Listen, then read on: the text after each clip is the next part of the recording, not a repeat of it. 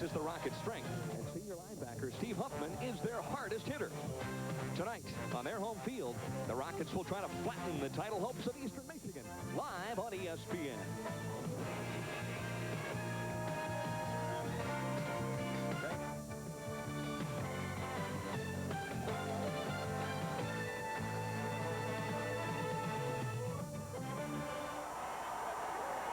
We're live from the Glass Bowl. It's Eastern Michigan and the Toledo Rockets in an MAC conference game. And guess what? They're expecting a capacity crowd better than 19,000 here at the Glass Bowl. Hi, everybody. I'm Denny Schreiner, and make no mistake about it, this is the biggest football game in the history of Eastern Michigan University. If the Hurons win, they'll share at least a half of that Mid-American Conference championship. And also, they'll take another step closer to the California Bowl. Meanwhile, on the other side of the coin, the Toledo Rockets are 3-3. They've not yet been mathematically eliminated from the conference championship. If they win tonight, then again next week, and get some help from their friends, they too could share the MAC football title. Working with me this evening is former Ohio State All-America linebacker Stan White. And in essence, Stan, Eastern Michigan in 5 years has gone from the worst team in the MAC to perhaps the best. Well, Dane, let's put this in perspective. Eastern Michigan was the Columbia of the early 1980s, losing 27 in a row, the longest in the nation. They also were asked in 1984 to leave this conference and not play football anymore in the MAC. But 3 short years later, they're vying for the championship, a California Bowl berth. These guys have slowly but surely started believing in Jim Harkema and his program, and tonight's the final hurdle, the final test, to see if they really believe not only they can win, but they can be champions. Stan, it would appear that the key to success thus far this year for Eastern Michigan has been the play of their fifth-year seniors, especially the skill guys. And that's the difference between these two teams, between Toledo and Eastern Michigan, and that's the skill positions. They don't have a Ron Adams at quarterback or a Bob Foster or a Gary Patton at tailback. Ron Adams, a great quarterback, not throwing the ball as well this year, only about 50% completion, but he's made up for it being able to scramble and run over 400 yards of offense on the ground, including 2 big touchdowns that he scrambled for last week. Of course, Gary Patton, unanimous All-MAC last year, needs 18 yards to become the leading rusher in Eastern Michigan history. They'll get him the ball a lot. He likes to go around the outside and also that delayed draw play. And Bob Foster, also, you don't lose much when you go to him. He's even tougher inside than Patton is. Toledo won its last 5 games last year, and in essence, they were the pick this year coming into the Mid-American Conference. But the injury bug has bitten that team. They've had 4 different quarterbacks. That's posed all sorts of problems. Yeah, that is the problem. You may not believe this out there, but the guy who's starting at quarterback tonight, Bill Bergan, started this season as a student coach. He had, in essence, retired, but they had to bring him out of retirement, and he's played pretty well for him. He's one of the top-ranked quarterbacks in the MAC, and he has to have a great game tonight. The other problem is when they get down inside the plus 20-yard line trying to score, they just cannot put the ball in the end zone. Anytime you have a field goal kicker who has more field goals than he does extra points, you know you're having problems with offensive production. Well, the last 10 MAC teams that have invaded the Glass Bowl have gone home losers. So, in essence, Eastern Michigan is bucking the odds here this evening, trying to clinch at least a share of their first ever MAC championship game. Stay tuned. The opening kickoff is coming up next. ESPN's presentation of college football is being brought to you by the U.S. Armed Forces. It's a great place to start. By Yashica. They put a new focus on photography with the new 230 AF autofocus. And by Michelob Light. When the sun goes down, light up the night with Michelob Light. We're not a company, but we'll give you a chance to work where there's always a challenge. We'll give you opportunities to learn, to develop, to perfect skills that you thought were beyond your reach. We'll help you build a career that can reward you for the rest of your life. We're not a company, we're your country. We're the Army, the Navy, the Air Force, the Marines. We're the Armed Forces. It's a great place to start. When the sun goes down, gonna light up the night. Silver label, red ribbon, I'll take that right. Gonna light up the night. Michelob Light.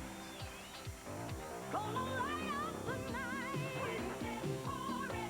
Light up the night. Wait for it. Light up the night. My Michelob Light. I'm gonna light up the night. And we're we're back at the Glass Bowl. And there you see Dan Simrell in his 6th year at the helm of the University of Toledo Rockets. And he is born and bred in Toledo, Ohio. Yeah, when Elton John wrote The Rocket Man, he had to be thinking of Dan Simrell. He played here, grew up here, assistant coach here, and then head coach. This is a job he's wanted all his life. And, of course, across the other way, a guy who has done an outstanding job at Eastern Michigan University in his 5th year, Jim Harkema, 20-31-2. But, my goodness, he's had a problem winning games on AstroTurf. Not only AstroTurf, but on the road. In the MAC, nobody last year had a winning record on the road. And Harkema figured out if he could win on the road, he could win this conference. He instituted a slogan called the Road Warriors. They had pins. They had T-shirts. And the team has responded. It gave them a challenge. Athletes like goals and challenges. These guys have been up to it. They're 3-1 this year on the road, and they are in first place in the MAC. Eastern Michigan wins the opening toss. They have elected to receive the football, and there you see number 23, Frank Egris, a 6', 187-pound senior from Richmond Heights, and then, of course, back deep in single safety, Glenard Smith. He is a speedster for Eastern Michigan, just about ready, and believe me, this is a big one for both teams, especially the Hurons of Eastern Michigan. Glenard Smith at about the 13 finds a little seam inside, spins, rolls around, and finally gets shellacked at about the 34-yard line. Nice return. Let's take a look at that Eastern Michigan offense, headed up by the most experienced quarterback in the MAC, number 10, Ron Adams. In the backfield, a couple of good ones, especially Gary Patton. He may be the best in the MAC. The receivers, a fine trio, perhaps the most speed, number 82, Craig Ostrander.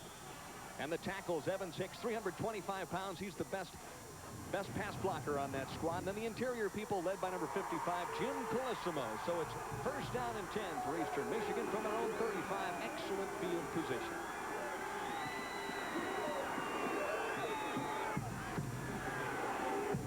Well, that's a play you'll see all night long. A pitch to Gary Patton, but this time he slips for no gain.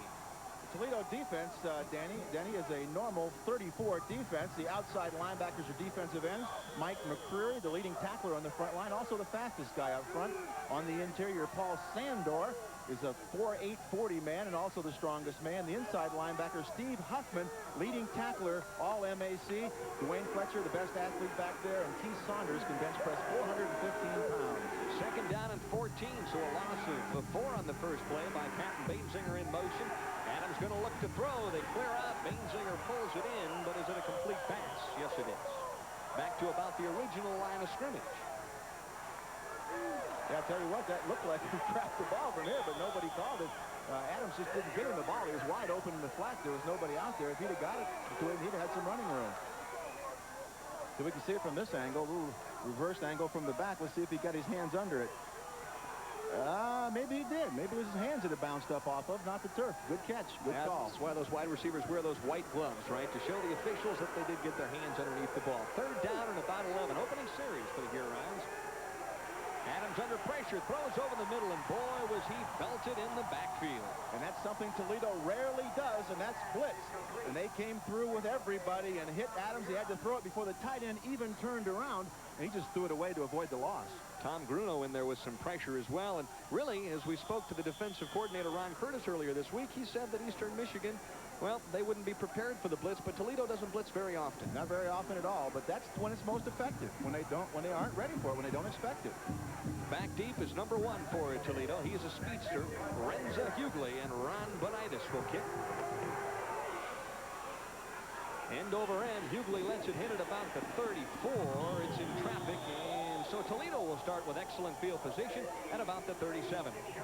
Here's a look at that offense for Toledo, led by 5th-year senior Bill Bergan. Has an extremely strong arm, and pressed into action is tailback Alan Smiley, filling in for the injured David Roars.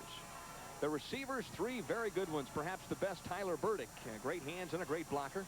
The tackles, and they're big and huge. Ken Moyer, 287 pounds on the right side. Perhaps the best guard tandem in the league, the Olsen boys. No relation to Merlin, of course.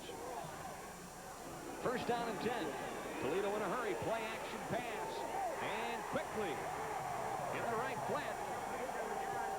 Toledo Rockets come up with a first down, and it's John Perry, the fullback, who is not only a great blocker, but also an excellent receiver. Their leading receiver. The defense for Eastern Michigan, a little different 4-man front. Defensive ends, Eric Miller, leading sacker last year, right up there this year.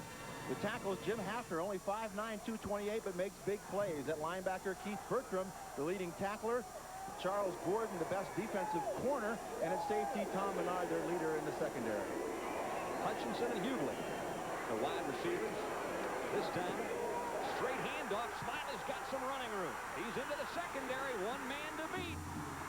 Menard runs him down, finally shakes him out of bounds inside the 10, and that's the kind of play Dan Simrell was looking for early on here this evening. And who expects it from Alan Smiley? He's in for David Roars, the third leading rusher in the conference, but he makes a great cutback. Now watch this. This is I formation at its best.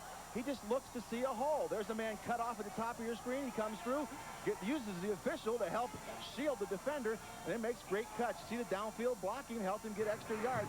Smiley, a great run, and Toledo is in a position to strike first in this big game. Now let's talk about that, Stan. They've had all sorts of problems, the Toledo Rockets, that is, at punching the ball in the end zone once they get inside the 20-yard line. Exactly right. Eastern Michigan feels they have a way to do it. They go to a wishbone inside the 20-yard line. They say nobody stopped it yet. Toledo's been stopped all year long. As we said, more field goals than they do touchdowns, and that just shows that they aren't punching the ball in. This will be tough for them. It looks like we may have some kind of call by the official here. They're going to back the ball up. Mike Kimberly.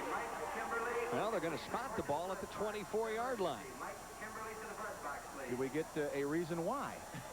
Was there something happening down by the sideline at the end? Looks like we might have some kind of an unsportsmanlike conduct call, but the officials will gather together and determine exactly what the call is. You know, that happens when you get to a big game and exciting. The guy goes downfield, he's breaking it. You want to be a part of helping him go all the way, and you make a late block, an uncalled for block, and that's what happened there, because we watched it all the way and didn't see anything. It had to be a real late hit. I guess that's just an indication of what's happened basically to Toledo all season long. Here they bust a big play and get to inside the 10-yard line. Now they have to start first down and 10 from about the 25. And offside called, and it's, I believe, Kenny Moyer, number 64. So again, another mistake in the early go. That's right. Now they're going to start from the 29. Let alone that, you got to realize it's a goal to goal from the 29, Denny. It's not first down and 10 or 15. He just jumped offside. Somebody ball start, offense.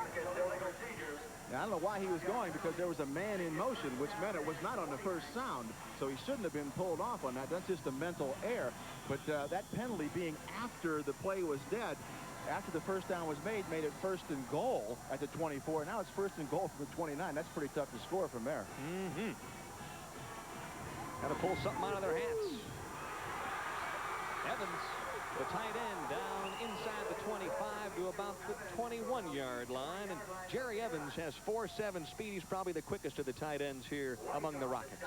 And he's a good receiver. 10 catches already for 133 yards. Just a little play action. I think we're going to see a lot of this tonight, because looking at film, you can see the tight end was open in the flat time and time again. If the opposing offense could get it to him against Eastern Michigan. I think Toledo saw that, and we'll try it more tonight. Second down, goal to go now from the 21-yard line. Draw play this time, and Smiley basically gets back to about the line of scrimmage before he's finally wrapped up there by Keith Bertram. It's a good play. That time by the linebacker. He stayed home. You know, your first reaction is when they show passes to drop, but you have to let the quarterback clear that tailback before you start to drop. If you drop too early, it gives him too much room to cut, and you saw what Smiley did earlier when he had that room. Third down and 22. Got to get the pay dirt. Bergan, straight drop. Looks, throws it out. Evans again, and it's either a face mask or interference. Evans came up with a football inside the 20. Well, I'm sure Toledo hopes it's interference, because that would be an automatic first down. If it's an incidental face mask, then it would just be 5 yards, but they would get another play. Evans obviously interested in what the officials are chatting about.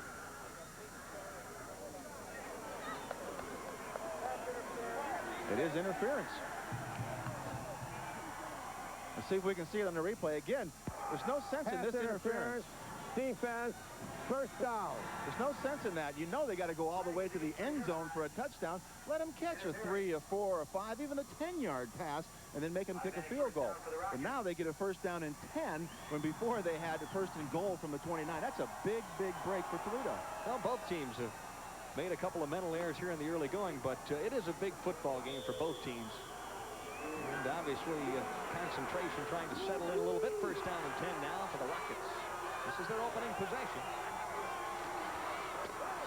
Smiley off tackle, dives over the stack to the 15. Well, you'll see that all night. They are a tailback-oriented offense. In fact, both of these offenses are going to go their tailback time and time again to set up the pass. Let's see John Perry. If he gets a good block, he knocks down the linebacker, opens up the hole. Smiley goes over top and gets a good 4 yards, which puts him down at 2nd and 6, which from an offensive standpoint, that's what you want. You got to get at least 4 yards on first down. Here's a good look at Bill Bergan, the 5th-year senior. Hutchinson split out to the top of your screen. In motion now is Hughley. Second down. No score in this one in the early go. Smiley bounces off one player, now ends up at about the line of scrimmage. So a nice job by the defensive interior line. Yeah, they just changed that around. Now that's a win for the defense. That brings up 3rd and 6. That's a situation you want to be in defensively. You know they almost have to surely put the ball into the air to make a first down. Now, don't make a pass interference if it's a short pass. It's interesting, Sam. Both teams run the ball very well, but both coaches heading into this one felt like they had to throw it well early in order to establish the run. Well, you do.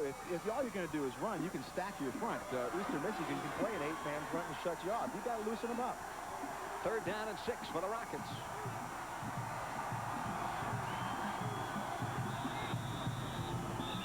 And looks like maybe delay a game. The 25-second clock ran out. That even makes it tougher. I tell you what, the percentages go up dramatically. Dramatically when it goes from 3rd and 6 to 3rd and 11. You see head coach Delay offense. Dan Simrell. Obviously, we'll be sending in a play with Jerry Evans. 3rd down's been a problem for Toledo all year. They're only barely over 30% in their 3rd down efficiency. That's not good enough to win. Conversely, they give up about 40% on 3rd downs. Now let's make it 3rd down now and 11. Ball on the 20-yard line. No score in the early go from the Glass Bowl.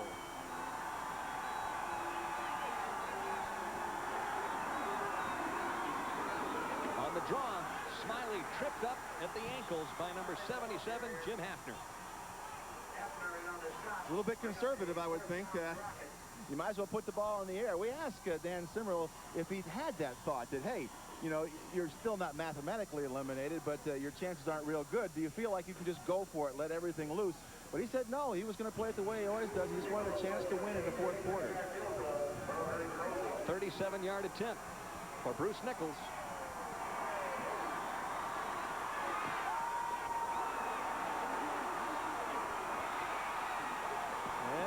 Pretty much says it all thus far for the Toledo Rockets. Had an opportunity to score and jump out ahead early, and they just couldn't quite pull it off.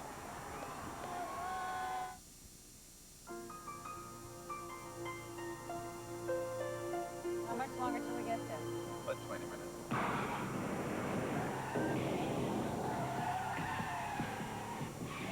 Anti-lock brakes, internationally patented suspension, uncanny control. Conventional luxury sedans are built to survive accidents. BMW 528e is built to avoid them. Let's see if they're okay.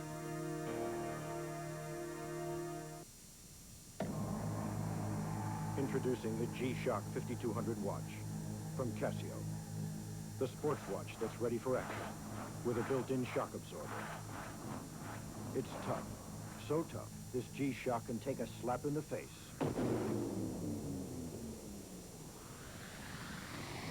And not even flinch. The G-Shock 5200, just one of Casio's water-resistant sports watches. It's one tough watch to beat. ESPN's presentation of college football is being brought to you by BMW, the ultimate driving machine. To arrange a thorough test drive, simply phone your nearest BMW dealer. And by Casio, maker of the shock-resistant, water-resistant G-Shock. It's one tough watch to beat. You know, Denny, sometimes to loosen up a team, they may be tight going into this type of game. You give them a trick play or something. It makes it fun for them. Loosen them up. make them feel like this is going to be a fun game. I wouldn't be surprised to see something like that from Eastern Michigan. Don't see split backs very often. Adams straight drop. Sideline route. Gary Patton, who not only is a terrific runner, but a great receiver, out to the 35. And he was wide open, you're right. Well, you don't see much more than an eye from Eastern Michigan, but we saw the flat backs or split backs on that one. And he went out to the flat, and the linebacker stayed almost in the hook zone. He's got to get wider and take that flat. He's the man responsible for that. Has to be a nightmare trying to guard number 34 man-to-man. Well, they're playing a zone, though, so he just had to be out there and wait for him, but he didn't get out there. He didn't get a good drop. First and 10. Second possession of the evening for the Hurons of Eastern Michigan. Had good field position on both occasions. Flag on the play. The handoff is to Chuck Nash, the freshman fullback, for a couple, but looks like procedure. I think somebody moved in the interior line.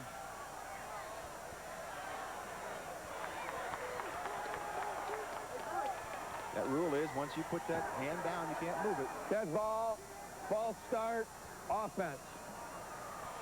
For the most part, Eastern Michigan on the season has done a pretty good job of staying out of trouble penalty-wise. Makes it now first down and 15. Hurons have been explosive in the opening quarter throughout the season. They've scored 73 points in the first 15 minutes. Adams with another straight drop. Oh, had a wide open receiver right at midfield. And Mark Zeigler comes up with an excellent catch. That's another thing Jim Harkema said he wanted to do, was to be able to get the ball to those good wide receivers. He doesn't feel he's got it to him enough. And one of the keys when you run all these crossing patterns is to get good pass protection. We see Ron Adams with time to throw, and then we see the cross. See the tight end there sucking up the linebackers, and right behind him comes the wide receiver, Mark Zeigler, and makes the catch. First down and 10, and just across midfield for the first time this evening. Draw to Patton, not much room. Squirms and jukes and picks up 5 yards. And boy, did he have to work for that.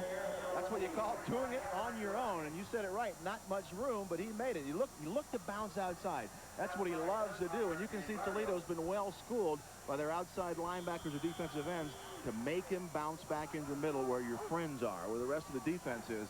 And at least they held him to 5 yards. He gets around that corner, he's going to get 10 or 15. Gary Patton needs only 18 yards this evening on the ground to become EMU's all-time leading rusher.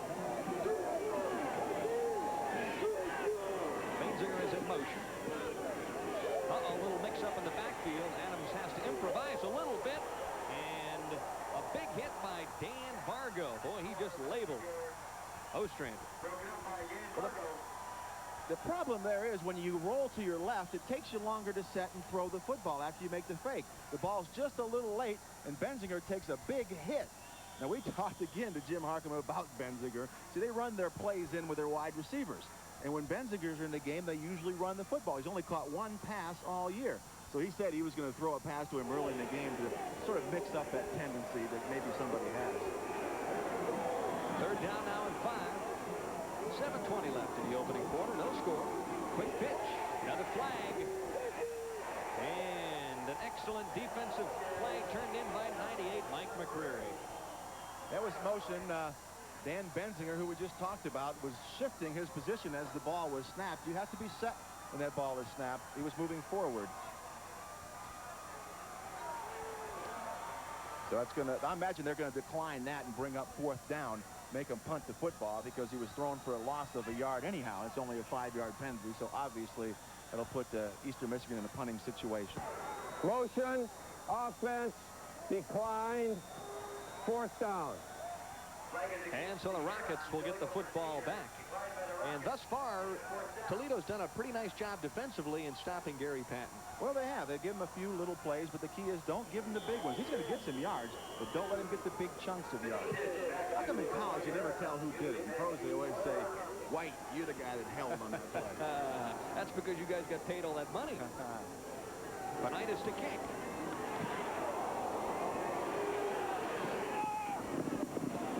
This one's going to hit and take a bit of an Eastern Michigan bounce, and they'll go ahead and down it at about the 16-yard line.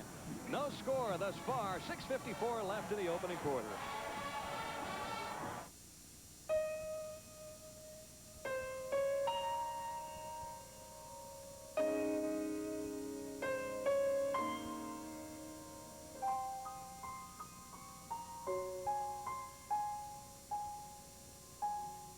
long as there are people who can afford perfection, BMW will continue to pursue it. The BMW L6.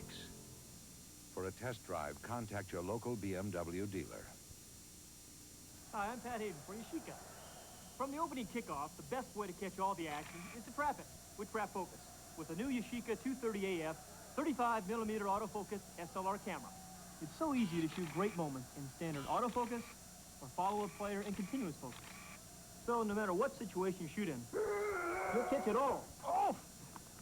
With the Yashica 230AF. Yashica puts a new focus on photography. The place to be Friday is ESPN. The magic year of 1948 boasts Heisman Trophy winner Doak Walker as the king of the Southwest Conference. Next, the 1984 Cowboys' silver anniversary was their 19th straight winning season. Then middleweight Doug DeWitt and super middleweight Len LaPaglia are just two of the great boxers scheduled on Budweiser's Top-Rank Boxing. Finish the night with Breeders' Crown Championship harness racing. Friday night means total sports on ESPN. Coming up this Saturday on ESPN, it's a college football doubleheader. Clemson versus North Carolina. That one starts at 4 o'clock. And then, of course, later on that evening should be a dandy. Alabama versus LSU. And don't forget, it all begins with game day. Starts at 11:30 Eastern time. Hey, that Clemson-North Carolina game, that's for the ACC championship in essence. And I saw North Carolina play last week, and they're a pretty good football team. They'll give Clemson all they can handle. Better than 19,000 expected this evening at the Glass Bowl. Rockets with a football. Still no score. Bergan over the middle. He has a receiver. He's hit and he comes up with a catch. And it's number 86, Eric Hutchinson. Again, this is the same exact pattern that Eastern Michigan completed. Watch the tight end go over the middle and draw up the linebackers and allow Eric Hutchinson just to come to the middle of that zone and catch the football. We don't see the tight end there, but he's in front of the free safety. The tight end took the linebackers completely out of the play. One of them's got to get a little deeper and shut off that throwing lane. Career reception number 92 for Eric Hutchinson. First down and 10. Bergan again, the quick out to Hughley. Hughley wrapped up at about the 47-yard line. Just a little short hitch pattern, and Dan Bennett, a freshman defensive back, fell down on the play, slipped on the turf, and gave Hughley a chance. Watch him fall down right here. You'll see him right there. He goes out, he falls down, but that's why he isn't there. If he'd have realized that and got upfield, he turned around waiting to get hit on the play. If he just turned and ran, he might have been able to break that one tackle and go for some yardage. The offensive coordinator at Toledo is really high on number 1, Renza Hughley. Say he's really starting to come into his own, and he's a big play type player. It is, and they expect more big plays out of him, both as a punt returner, a kickoff returner, and in the regular phase of the offense as a receiver. And the boys up front, Tim Olson, Todd Olson, my goodness. Twin brothers. Yeah, 6'5" and about 260. Boy, can they play. That's one of the strengths of this Rocket offensive unit, its offensive line. They really come into their own. First down and 10.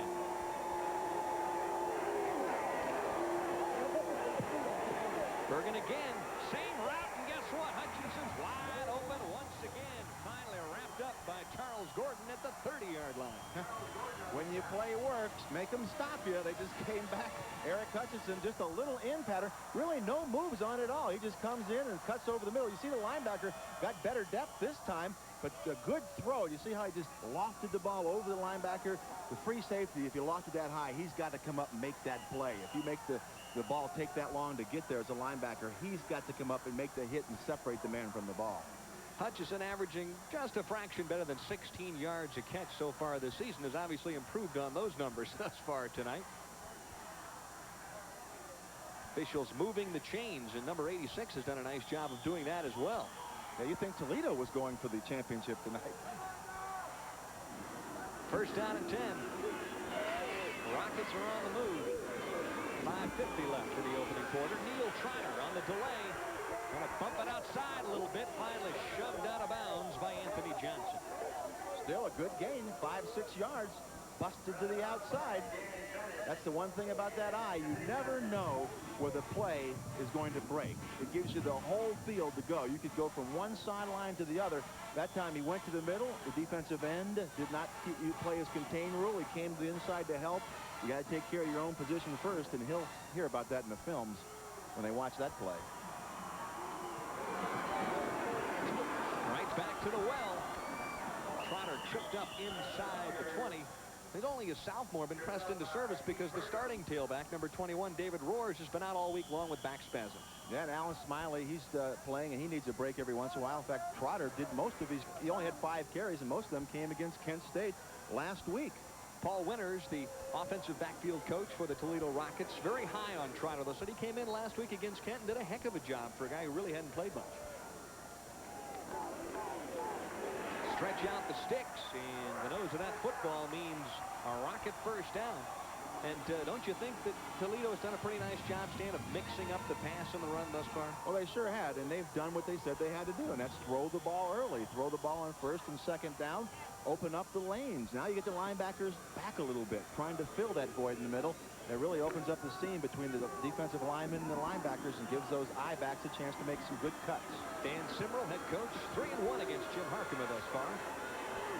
Bergan, once again, this time to the sideline, and Jerry Evans loses his feet at about the 15, just inside the 15. And Evans and Tyler Burdick, the tight ends, are going to get a workout this evening.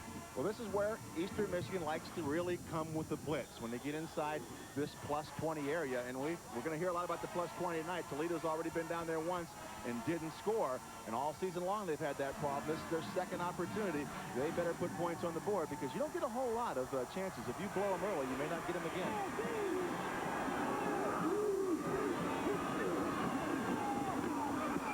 Counter this time, and Schreiner will run the other way. And near the 10-yard line where he's finally upended there by Charles Gordon. Tell you, Scott Weicker, the linebacker, made a nice play. He was stuck there by himself with the lineman leading Trotter through the hole, and he just submarined the blocker. We'll see it right here. See the little counter play? It really hurts linebackers. They take it one step the wrong way, and watch, he submarined the blocker and took Trotter's legs out from under him. You gamble when you're in that position because you know if you just play it under normal circumstances, the guy's going to make the blocking cut. So you take a chance and you dive, and he made the play.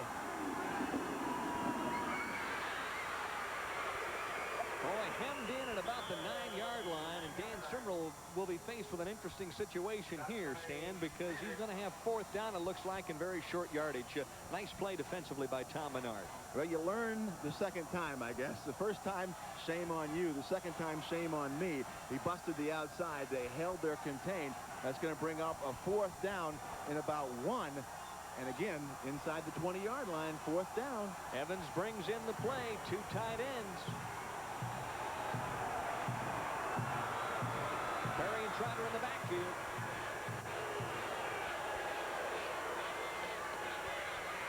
Hit behind the line of scrimmage, and what a play by Jimmy Hafner, 5'9", 228, the senior, and Jim Harkema told us all about him yesterday. Again, when we made our pre-introductions to the players. 5'9", 228 pounds, but he makes the big plays. And this is the same as a turnover. When you give up the ball on 4th down, it's the same as if you fumbled it there because the other team gets the ball right there. Just a great play. Well, they've been down twice and haven't been able to score, and so it's 0-0 with 3:14 left. No one would deny that the Japanese are aficionados of fine machinery. So when they reach that station in life when they can afford really fine machinery, guess what they buy? A car from Germany called the BMW 325i, making BMW last year's #1 selling import in Japan.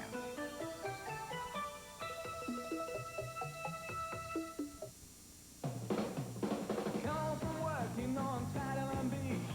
Try to make some supper, but I can't even eat. Jump in the shower, watch the world from my back. Gotta get you, baby, that's a natural fact. In the night time, that's the right time. I wanna be with you in the night time.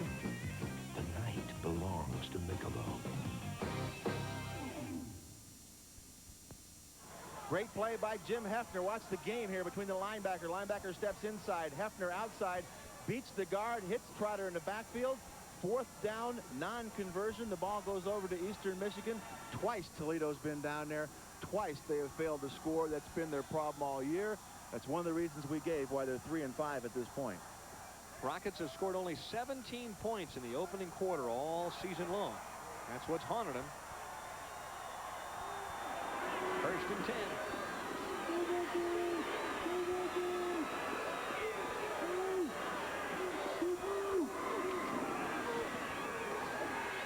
Going to stretch that defense a little bit. Ostrander is wide open, knocked out of bounds by Boucher at about the 46. Wide open. What a great fake. Everybody was sucked up looking for the tackle. Ostrander just went down the sideline on a double zone, and Fletcher never got over the top. He's the safety. He's got half the field. Now, that's the toughest place to have to go all the way to the sideline, but he's got to get there. He's got great speed. He's not even moving. It wasn't Fletcher. Fletcher was the corner. 36-yard pass. First down and 10. Quick pitch. Oh, my goodness. No room whatsoever along the defensive interior line.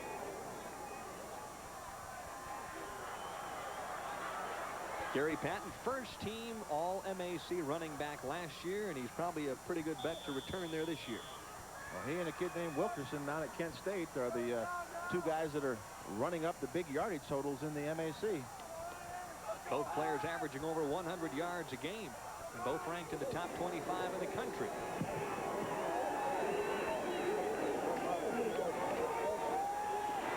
Adams steps up, delivers this one a little bit high, and off the fingertips of Craig Ostrander. And John Bowser said, well, I may have made a mistake on that one, but I'm going to make somebody pay for it. He just leveled Ostrander. The ball was a little high, but he'll know the next time he goes in there. Now watch this hit as he comes down right there. Boom, right in the back. That's one of those next time look for me hits, you know. You know the ball is incomplete, but you get a little bit of a free shot on that one.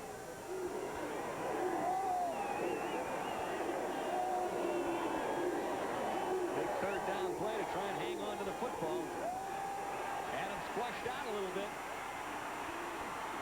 And he's finally tripped up from behind, or did he slip down? Little slip. You know, when the field gets a little cold on AstroTurf, it tends to have a little film on it. It's tough. It starts getting slippery, and you don't realize it because there's no moisture, no rain. There's really two different type of cleats you want to wear in AstroTurf. One when it's real dry because it grips too much, and then one when it gets a little cold or a little wet that grips a little better. And I'm sure these guys aren't carrying two pairs of shoes like I always did. Jim, I couldn't afford to slip at all. I was in trouble. Jim Harkema with a discussion with his senior quarterback, Ron Adams. Obviously, Coach Harkema saw something downfield that Adams didn't. Benitez kicks it, and Renza Hughley pulls it in and then gets pulled down inside the 25-yard line. So both teams have had some opportunities, but nobody has yet to cross the goal line or kick a field goal. And the flag down right at the scene of the action. There's also a player down over there. I think it might be Renza Hughley. It is Renza Hughley. And they expect some big things from him. He's only averaging a little over 2 yards of punt return. They feel with his speed and his ability, they should be able to get a lot more. Now they got a face mask penalty on Eastern Michigan, and I think he signaled just a 5-yard. He didn't give the personal foul signal, which would be 15. Hughley, one of those players, just gives you the impression that every time he gets close to the ball, he's going to make a big play. No, they are marking off 15 yards now. He didn't give the personal foul, but I guess face mask, defense, first down. So the Rockets get a bit of a break. They pick up 15 yards. We'll be right back.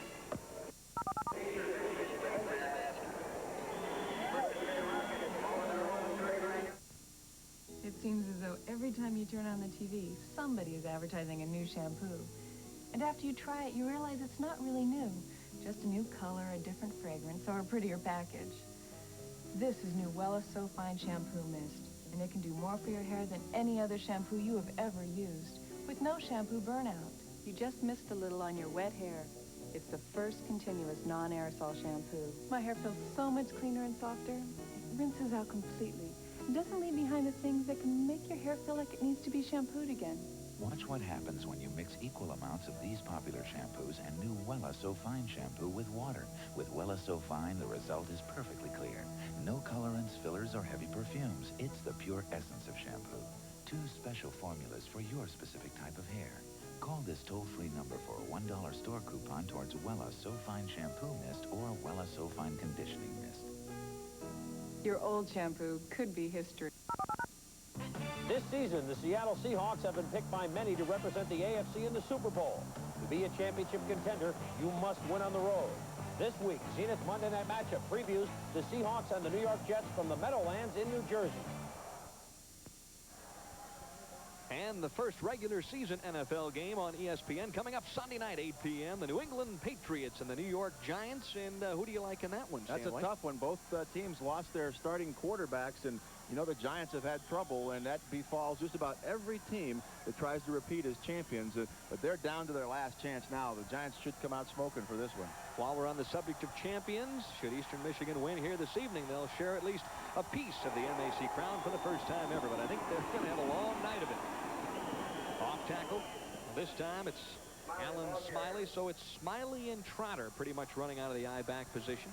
Well, Toledo has dominated this first quarter, but the thing is, you look at the scoreboard, and it still says Eastern 0, Toledo 0 with 1:19 left in this first quarter. So all those yards mean nothing because there's no points up there for them.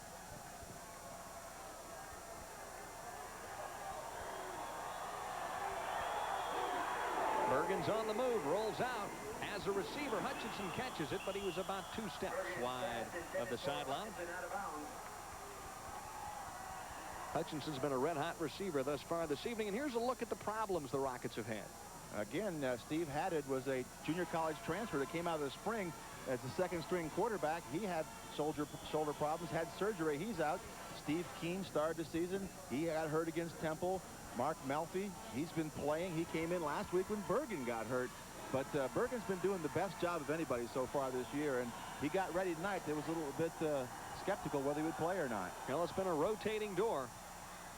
This time, Evans slips down. Ball was thrown just a fraction behind him. Menard on the coverage, but had Evans come up with that play, that would have been an All-America catch. And it still would have been short of the first down because the ball was thrown behind him. And so Toledo will have to punt for the first time this evening. Under a minute to play here in the opening quarter as Paul Krim will stretch out just a little bit on this cool evening. And back deep is number 1, Charles Gordon, the best punt returner in the Mid-American Conference.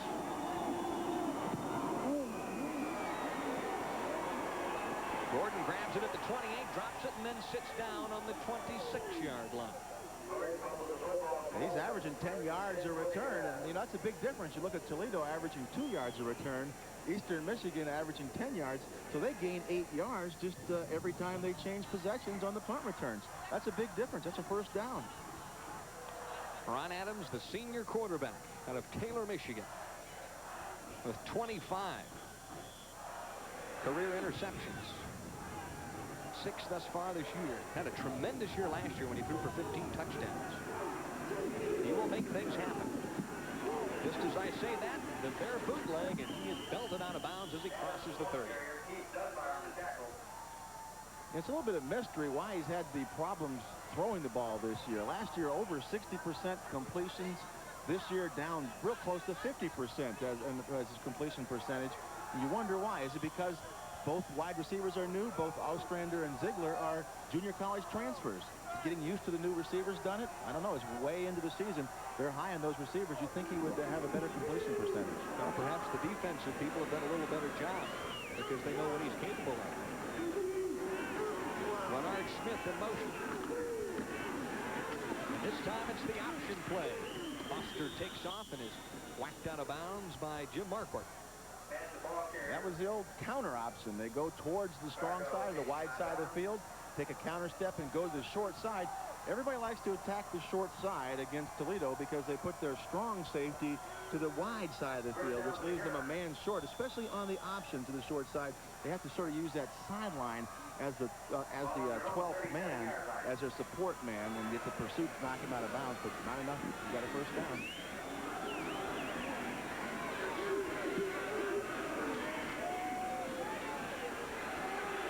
Again, this one is tipped by Steve Huffman. Got a mitt up in the air, and Huffman seems to be just about everywhere. Well, a linebacker that's smart and can read play action knows where that's going to go. You know, we saw an interception we had in the pregame by Steve Huffman. The guy is a 3-3 in pre-med, a graduate. He knows where to be. He gets behind that tight end. He doesn't let him draw him up. He gets back, gets his hand on the football, good read by Huffman. Almost, and it should have been an interception. That ball goes up in the air defensively. You got to say, we got to get 90% of those. The #1 tackler, Steve Huffman, for the Toledo Rockets. Little play action. Under pressure, steps up in the pocket and delivers. And Zeigler is wide open inside the 40, down to about the 37-yard line. Dwayne Fletcher in on the tackle. Eastern Michigan's pass offense is built around crossing patterns. Sometimes from one side of the field to the other. You need great protection to throw those patterns. He didn't get it that time. He created his own protection because he bought time for the receiver to come all the way across the field, Mark Zeigler. You can see it right here. Now, it's not great protection. They're coming after him. And look, look how long it takes for him to come all the way across the field. Not the blocking that got it, just great athletic ability by Adams. Bought him time for Zeigler to come across the field and make the catch. Still no score at the end of the opening quarter, but the Hurons are on the move.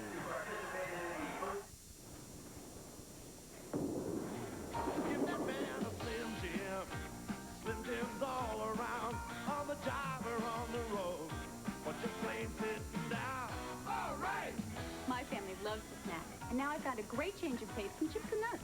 Slim Jim in these new canisters. In the snack section of your supermarket. Give that man a Slim Jim. The spicy meaty treat. Hey, give yourself a Slim Jim. So good to eat. Quick angles with a Rawlings level. On the field, it's real important that I run my pass routes at precise angles. But at home, Rawlings helps me to find the precise angles. It's a 2-foot level, a 4-foot level, a square, a miter, an angle finder, and a whole lot more for the professional or a handyman. On the field, it's green and white for me. Off the field, it's Rawlings yellow. Join the Rawlings team. Call 1-800-367-9623 for the dealer nearest you. Announcing a dramatic breakthrough in shaving technology. The new Remington Microscreen Ultimate shaves as close as a blade and closer than any other electric shaver, or your money back. The Ultimate's exclusive beard lifter gets whiskers other shavers leave behind. And like all Remington Microscreen shavers, the first screen shaves incredibly close, the second even closer. Try the new Remington Ultimate now. It will shave you as close as a blade and closer than any other electric shaver, or your money back. When my new sales manager told me that I had to stay at a Econo Lodge, I was not happy. Because I'm a Ramada Inn, Howard Johnson's kind of guy. I was so worried about what I'd find here, I even brought my own towels. But no problem. An Econo Lodge room is just like those other rooms, except it's about $15 a night less on the average. Got the same nice bed, same nice phone, same nice color TV. And look at this. Great towels. Econo Lodge. Spend a night, not a fortune. Rocket fans have turned out in full force here this evening. No score after the opening 15 minutes. Eastern Michigan with a football. First down and 10 from the Rockets 37.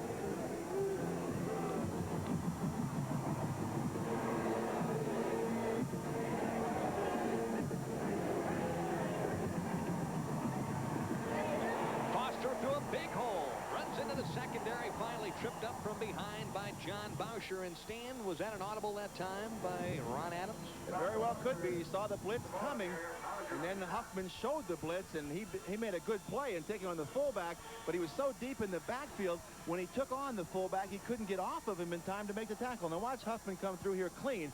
Now he hit there, he crushes the fullback, but he can't get off in time to get to the outside. It opens a big hole, and Foster went right through it for good yardage. Hurons continue to move. They'd love to score first. Jimmy Johnson into the game now at fullback and tripped up after a couple of yard gain. Paul Sandor at the bottom of the stack. Well, now it's Eastern Michigan's turn. They're getting close to that magical 20-yard line. They've been a lot better, and we'll see when they get down there. We're going to see this wishbone, sometimes with the 2 tight ends and sometimes with 1 tight end and a wide receiver. And we might even see some unbalanced wishbone tonight, and they're going to read the strong safety and figure out to go to the strong side or back to the weak side. This time it's Zeigler split out wide to the right. Ostrander point down to the left.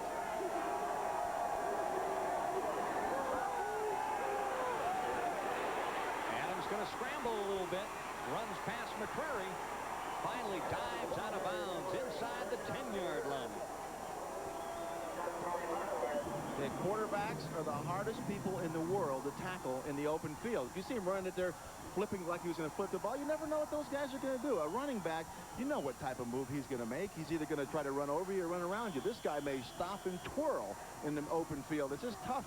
Did you see Mike McCreary that time try to get him in the open field? It was just like no match. Adams just went around him like he wasn't there. Well, they're going to spot the ball just outside the 10. We've got a full house backfield. The wishbone, 2 tight ends. Eastern Michigan trying to punch it in here. Patton to the outside. That's what they like. Shut off there, puts his head down, and boy, somebody really clamped down on him at about the 10. Well, they also saw that there was 2 fullbacks in the game in Patton. You know, there was Jimmy Johnson and Chuck Nash in Patton. Now, who do you think is going to get the football? You know, Patton's going to get it, and if he's lined up on the left, he can only go to his right with the football, and that's exactly what happened.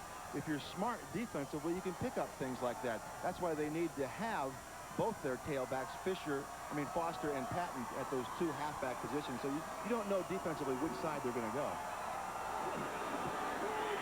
Both defenses have done a pretty gutsy job of keeping the other offenses out of the end zone.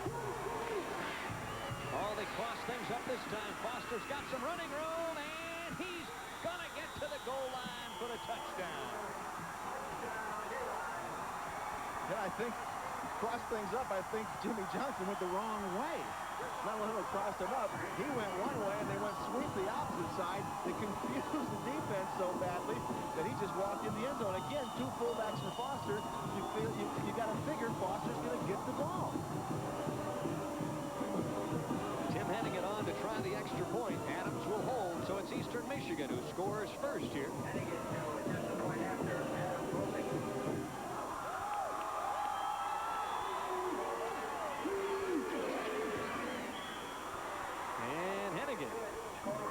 With the icing on the cake, so it's an opening score for the Hurons. They lead 7-0. Volkswagen engineers have spent years refining our front-wheel drive, rack and pinion steering, and 4-wheel independent suspension.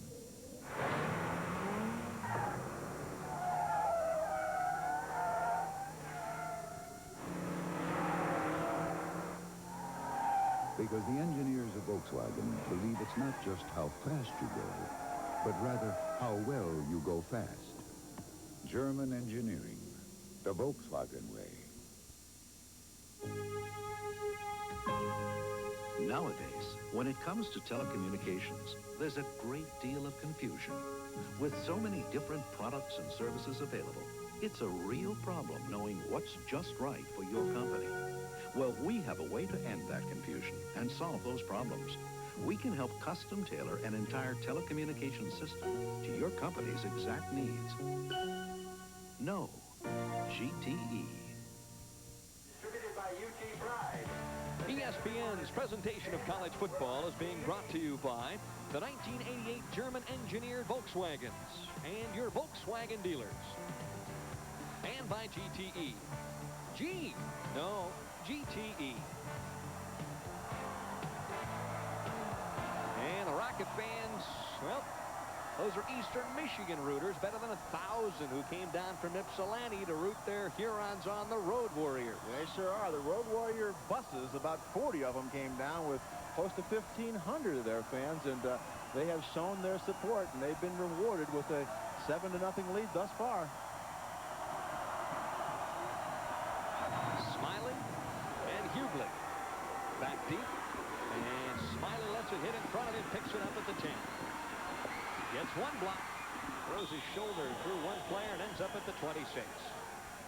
Go back and look at that touchdown play. Again, the wishbone. Watch him go. I think he goes the wrong way here. It's a counter play. No, it isn't. It's a counter play with the guard pulling.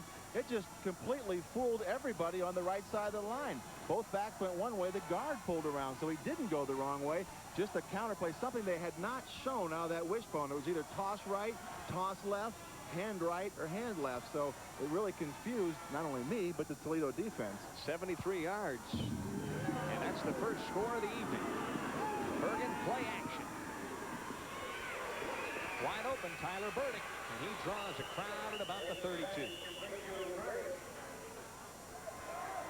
And that's that tight end in the flat. That's open all day on the play action against Eastern Michigan, they seem to give away that flat quite often. You won't believe this, but Tyler Burdick, number 88, enjoys cliff diving. Stan? I wouldn't believe it because I wouldn't enjoy it. Not on the way down anyhow. Hey, that catching those passes over the middle's got to be a breeze compared to that. That's nothing like hitting the rocks, is it? Oh, brother. Second down and 4. On the delay.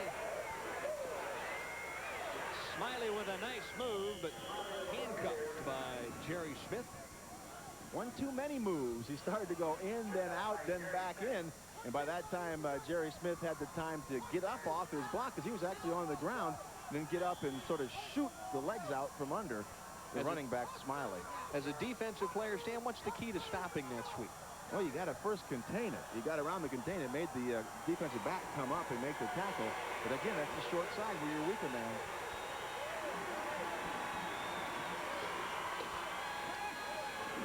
Well, plenty of room to run, but he elects to throw, and Hughley comes up with a great catch at about the 46. I think Bergan could have probably run easy for the first down. I tell you, Brian Carter took a gamble there. He went to cut in front and try to make the interception. Luckily, he just got one hand on Renza Hughley to keep him because if he goes down the sideline with that speed, he's gone. Watch this, another little play action sprint to the right. Usually just goes down and does a real quick out pattern. Now watch the break by Brian Carter. He goes to go in front, and then he gets that hand just on that left hip and pulls him out of bounds. 11:24 left in the opening half. Hurons lead 7-0. Draw play. Smiley hit 3 times. First player to get a piece. Number 72, Mike Bass. Jurek. And on the stop for the Hurons.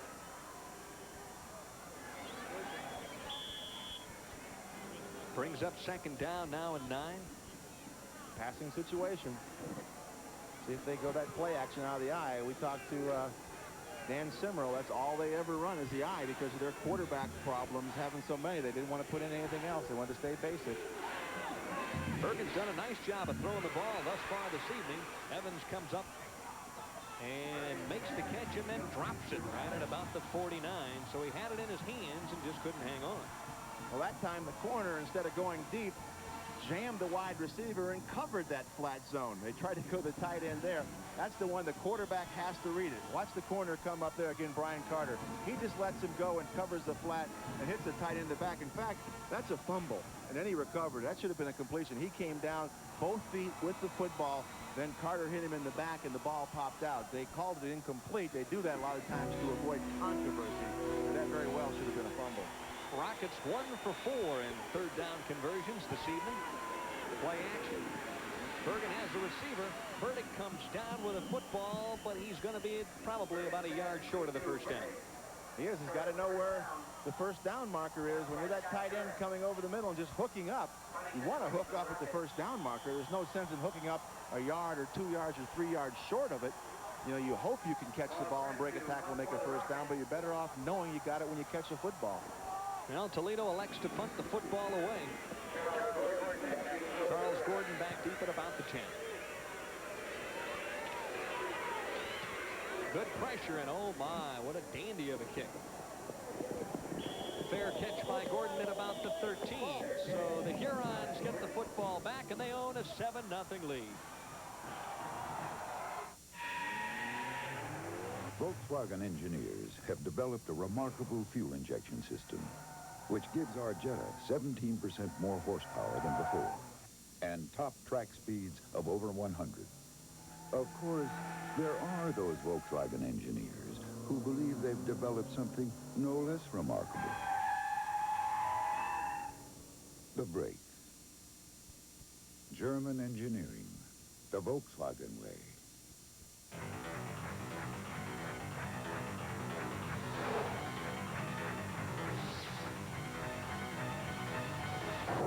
Zerex, the antifreeze that beats winter. Available now. The Great American Face. Strong, sensitive. The Great American Razor. Atra Plus. Solid. With a Luber Smooth strip for extra protection. The Great American Face deserves the Great American Shave. Atra Plus. Only from Gillette. Stand up and cheer. It's live college football on ESPN. Every Saturday, America's hardest-hitting roster of nationally ranked powers provides exciting action on television's best college football schedule. The mighty Clemson Tigers take on North Carolina. Then Alabama battles LSU in a live CFA doubleheader Saturday, starting at 4 Eastern on ESPN. And, of course, it all starts with CFA game day at 11:30 on Saturday. 7-0. Hurons on top, and they took advantage of an opportunity and drove it 73 yards. Meanwhile, they're now back inside their own 15-yard line.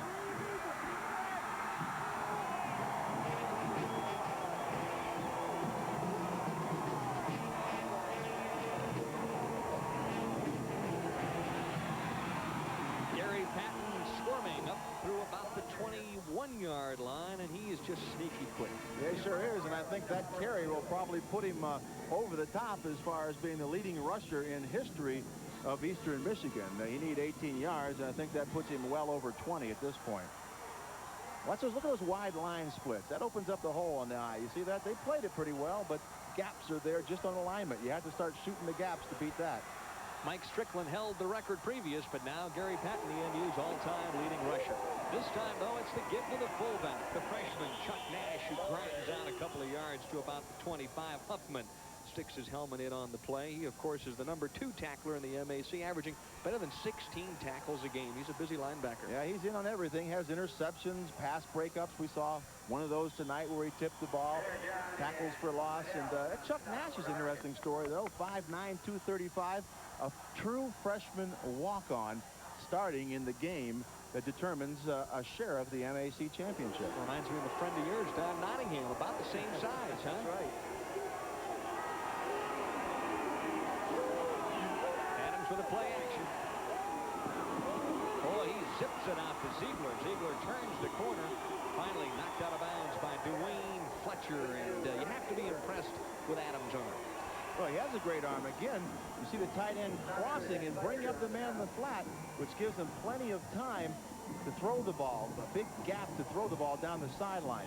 He just runs down and does an out pattern. Fletcher's got to play a little bit closer at that. He gets him turned. When you get those shoulders turned, it's tough to make that move. Then he even falls down. And lucky he didn't get more than he did. But he got the defensive back out of his back pedal and got his shoulders turned. Then if you make an out, you know you got him beat. This time it's Ostrander in motion. Patton hitting the backfield, but still ends up with better than 10 yards and knocked down at about the 45. Again, that's his forte, bouncing the play. You never know where it's going to go, but he loves to bounce outside. There you see Eastern Michigan's all-time leading rusher. He just is going to break that every time he carries the football. The rest of this season, the end of his career. Needed only 38 yards this evening to rush for over 1,000 yards for the second consecutive year. Got to be close to that now after those last 2 runs. That pretty much says it all. Jim Harkema begging for a timeout, and he gets it. So with 8:22 left here in the first half of play, it's the Hurons 7 and the Rockets nothing.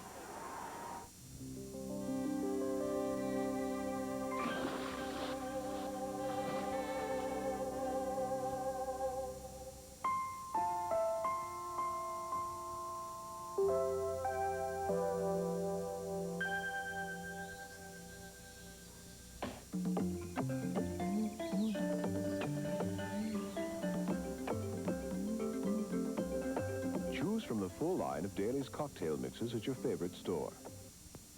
Don't look up. Don't look up, says who? Well, I'll look up if I got you now, chicken. How many times do I gotta tell you, son? If you want great chicken, go to Kentucky Fried Chicken. It's the only place to get America's favorite chicken.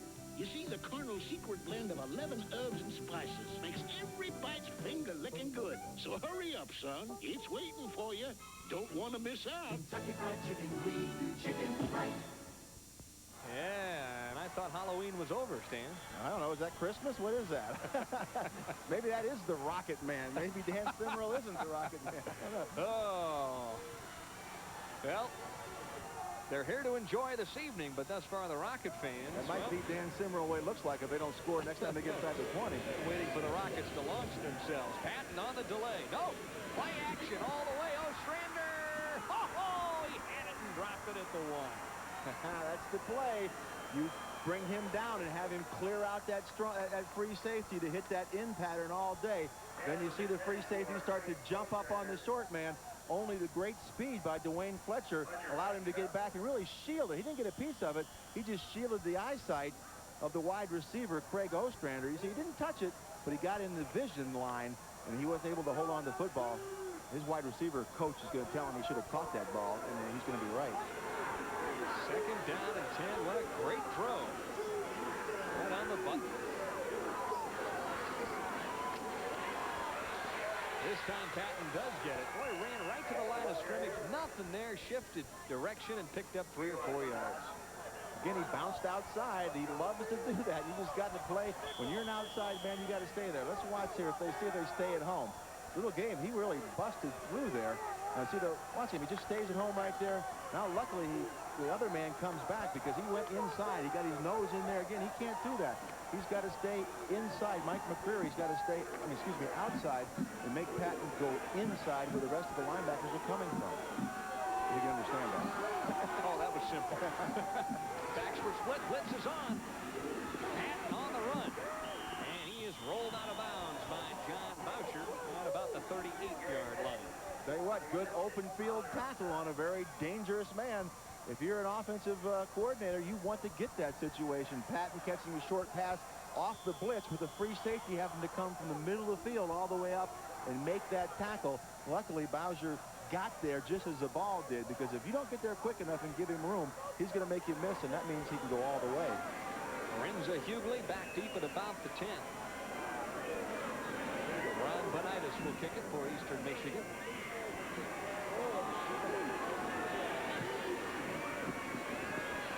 Tight spiral, and he pulls it in at about the 16.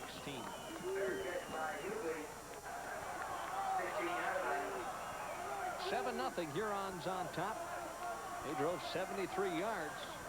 The final 11 reeled off by Bob Foster.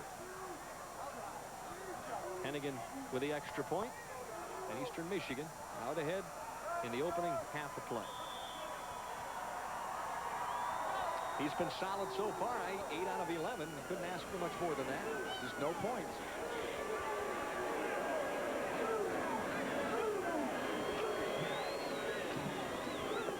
Quick drop.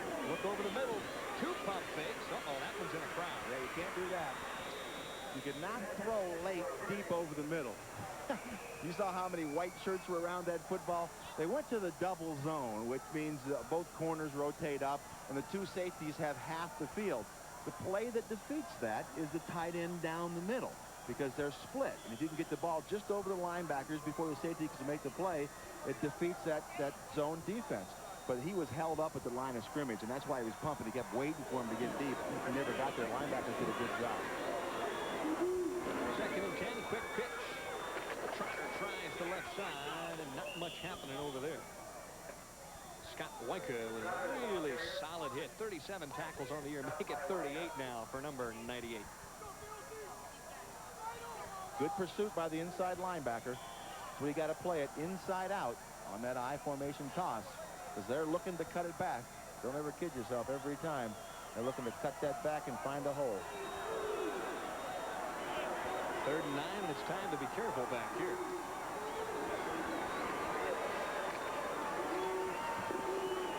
Bergan with time to throw. Oh, my. He threaded the needle, and Hutchinson hauled it in at about the 34. And are they going to give it to him? Let's see. Yep. They're going to give it to him, and that was a dangerous throw, but a great throw. I guess there's a fine line between the two. I guess it's a great throw when it's completed. But watch, there's 4 white jerseys around, and here's everybody on top of them. Look at them all here. 1, 2. Just missed knocking it down. There's 3, 4 coming from the other direction. Threw right into a crowd, but the old needle in the haystack was at the right spot that time. 5:57 left here in the first half. And those are some impressive numbers, averaging better than 20 yards a catch for the senior out of Dayton, Ohio. All three the same pattern, just a little in pattern. Not much of a move, but you don't make a lot of moves against zone. You want to get the spots. Boy, any kind of points whatsoever would be a blessing in disguise for the Toledo Rockets before the halftime gun. Schreiner hits the hole, jammed up in about the 36. Keith Bertram in on the tackle. He is EMU's top tackler on the season with 63 heading into this game tonight. Here's our little defensive lineman again, 5'9", 228. Just stands up a bigger man, sheds the blocker, and comes in to make a tackle. That's picture-perfect defensive line play. That's the advantage of being small, though, is you can get under those offensive linemen, stand them up, and then shed them, get rid of them, just like you did.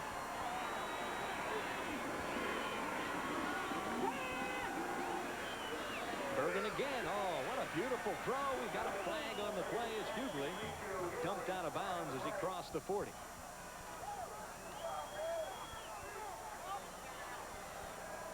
Well, they must have called that he hit him while the ball was in the air. The only thing I can figure out. Yeah, it looked like he might have touched him a tad soon because the flag was thrown right. No. They're calling offensive interference. I think that's one of those. I think it's time to make that call. Well, we'll see if he pushed off on the break, huh? Well, I guess that's what we're going to call. I didn't see it looking straight at it. We're right in front of the play. But, of course, we're watching the ball in pass interference, offense, loss of down. That's a big penalty. Well, obviously, Hughley pushed off on the out pattern. But you're right, it sure did look like it from up here. Yeah, it didn't at all. Aren't you glad you're not an official, though, Stan? I've always been glad I wasn't an official because I was always yelling at them. There you go. I wouldn't like guys like me that was yelling at officials, but you almost have to, really get the edge, keep them honest. That's what everybody tries to get, that edge by yelling at officials. Some it works on, some it doesn't. Tough to hide out there, too, with those striped jerseys on, There's just nowhere to go. And Dan Simrell obviously going to call a timeout here because the Rockets hadn't had a chance to get the offensive play in. And now is not the time to make a mistake because they trail 7-0.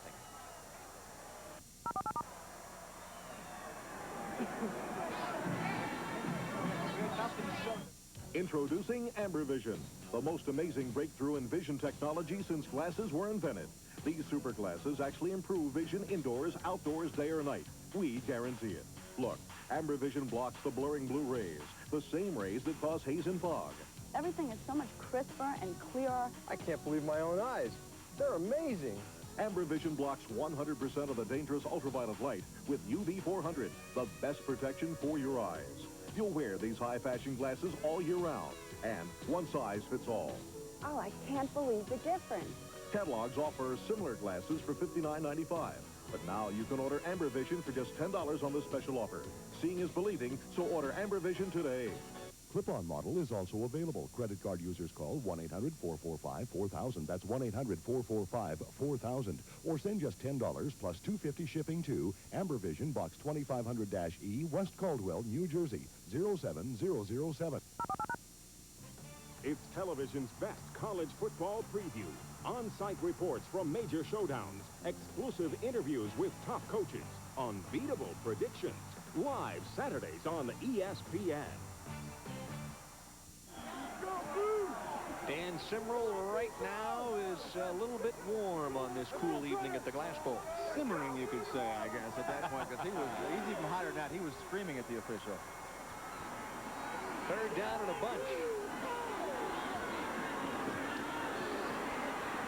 And that's not going to quite get it done. John Perry dragged a couple of people with him.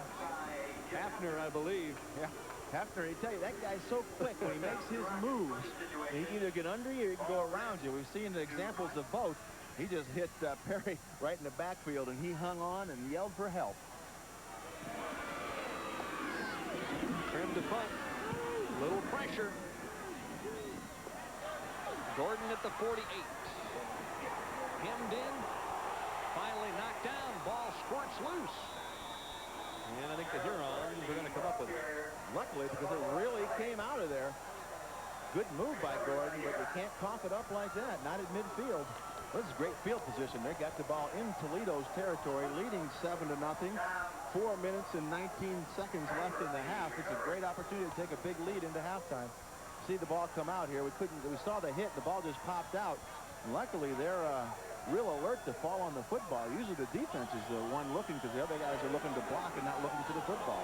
Golden opportunity, and there we see the wishbone. Unbalanced right.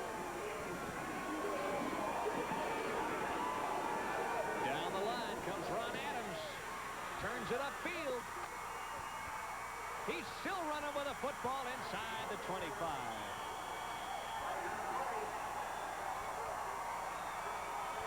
Flag thrown on the play right at the end, and there might have been a little face mask. We'll see what it is, but we were looking for that unbalanced wishbone. What they were trying to do, and we do have a personal foul. That's going to take it to halfway to the goal line from the 24. It'll be down at the 12-yard line. I tell you what, we were waiting for this wishbone unbalanced. Dead ball, personal foul, defense. Personal foul against Toledo. And you can see that what this does, it gives you an extra man over there. You got to go out and play the wide receiver. It takes away the man who's going to take the quarterback or the pitch.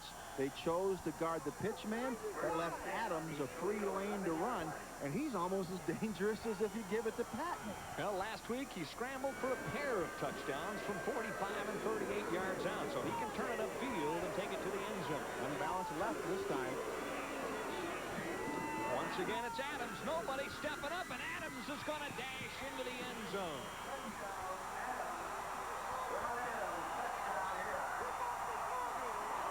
Again, they're waiting to see if they didn't bring a man over on that unbalance to help overload it. They were going to continue to run to the strong side of the unbalance. Again, he just walks in. This is what is called walking the dog here. He just makes a fake. The fullback does a good job of, after he fakes, sealing the inside, but Adams just runs in there with nobody there to make a tackle. I mean, I don't know where they were, but that unbalanced wishbone, I'm sure he's going to keep running it until they make some type of adjustment. Well, he's supposed to be a thrower, but that's his 4th rushing touchdown of the season, the 3rd in the last couple of weeks. He's made all the difference thus far in this one. Hold is good, kick is up, and Hennigan adds the extra point, so Eastern Michigan takes advantage, Stan, of the great field position, and boy, they took it down the field in a hurry. Well, Eastern's been down there twice, and Toledo's been down there twice. And the score is Eastern 14, Toledo nothing. So the exact same problem that has been Dan Simrell and Toledo's problem all year long remains that. They get down there, they get their opportunity, yet they don't get any points out of it. Rockets doing anything but give up on that sideline. And, of course, coming up at halftime, interesting. Because you'll see a feature on Todd Santos passing for Kevin Sweeney's all-time NC2A record. Also a quarterback called Gramps, and scores and sports news. Obviously, Tim Brando running the show back in Bristol. And the quarterback named Gramps, was he one of those guys that played in the replacement games? You can see, here's the unbalance to the left. They just run it. There's the fullback sealing the inside. They had the pitch covered, but there was nobody there because of the extra wide receiver on that side that they had to honor in case of a passing situation. Nobody was there to take the quarterback. The pitch man had to make the choice. Do I take the quarterback, let him toss it to the tailback, or do I take the pitch man, let the quarterback run it, and hope that the inside pursuit can make the play? You almost have to do it that way because he's closer to the inside and hope the pursuit can come in there and make the play. They didn't. Hurons leading now by 2 touchdowns.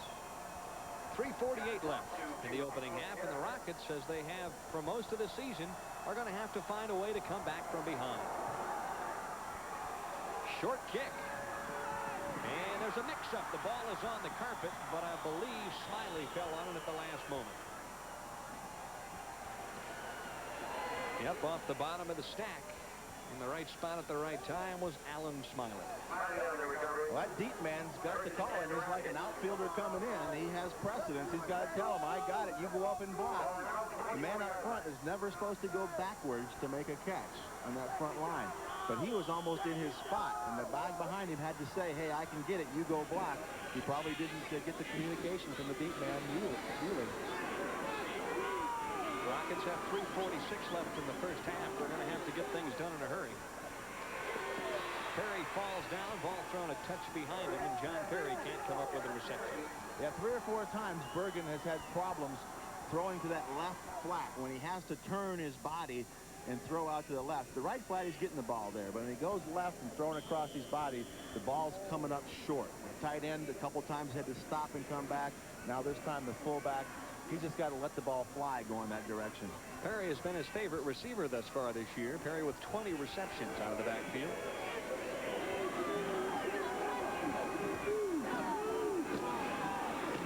Back to the tailback, it's Smiley. Tries the right side, ends up at about the 27. The problem now Toledo has is they have one offense, an I formation offense. They get behind too much. It's really tough to come back when you're a running team. You don't have that second phase you can go into, that passing offense that you can go into, because when you get way behind, play action is not going to fool anybody. They need to score, get some points on the board before halftime. They got 3 minutes left. Need a first down here just to hang on to the football.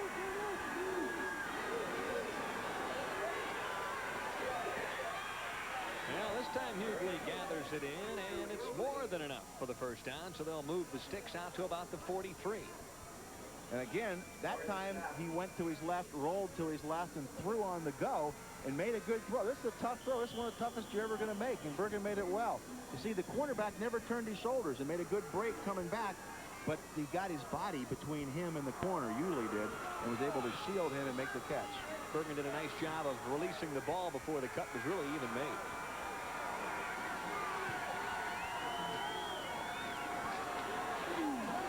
Smiley belted down at the 44 after a gain of a couple.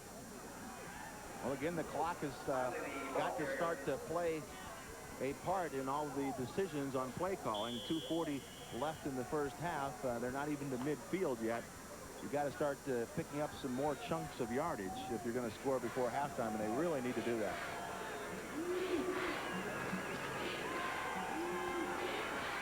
Bergan with a pump fake, and then he's dragged down from behind. Eric Miller with a sack behind the line of scrimmage. Led the team in sacks last year, and that puts him into the team lead now this year. 4.5 sacks. Mike Burns was leading with 4 sacks. So the guy's a consistent player. He continues to rush, continues to put pressure on. All 4 of those guys are right around 3.5, 4 sacks, 2.5 on the season. So they all 4 continue to put that pressure on. And the defensive interior made up basically of senior players. Well, pass incomplete for Isaiah. And Charles Gordon was draped over Rick Isaiah like the curtains in the living room. Well, the question was he draped a little bit too early on that one? That was close to being pass interference, but the ball may have been tipped. No, it wasn't tipped. I wouldn't call that. It was just on his legs. That was more incidental contact. I think it was a good play by the defensive back, Charles Gordon. Now he's going to return the punt. He's a busy man. Prim with an end-over-end kick. Gordon at the 27. A little nifty move across the 35 to about the 37, where he's wrapped up. 1:41 left in the opening half, and the Hurons lead 14-0. Volkswagen engineers believe our 16-valve engines should not only provide an abundance of power, but be accompanied by the technology to control it.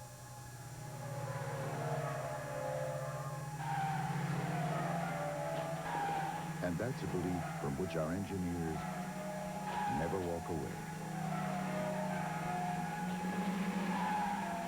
German engineering, the Volkswagen way. Don't just ask for a light beer. A couple of lights. Ask them to bring out their best. Bud Light. Bud Light, a less filling light beer with the first name and taste. As everything else. Last call. It's just a light. I can't breathe. Before and Afrin. Better. What Afrin does in 5 minutes takes Sudafed over an hour. Blocked. Before and Afrin. Unblocked. It's the #1 recommended nasal spray. Eastern Michigan with a football and a 2-touchdown lead as we near the end of the second quarter? Or do you think that the Hurons will load it up here, Stan? Well, I think they're going to go back, and they do. Unbalanced wishbone. They haven't stopped it yet. And I just keep running it until Toledo makes an adjustment. If they do, come back to the weak side.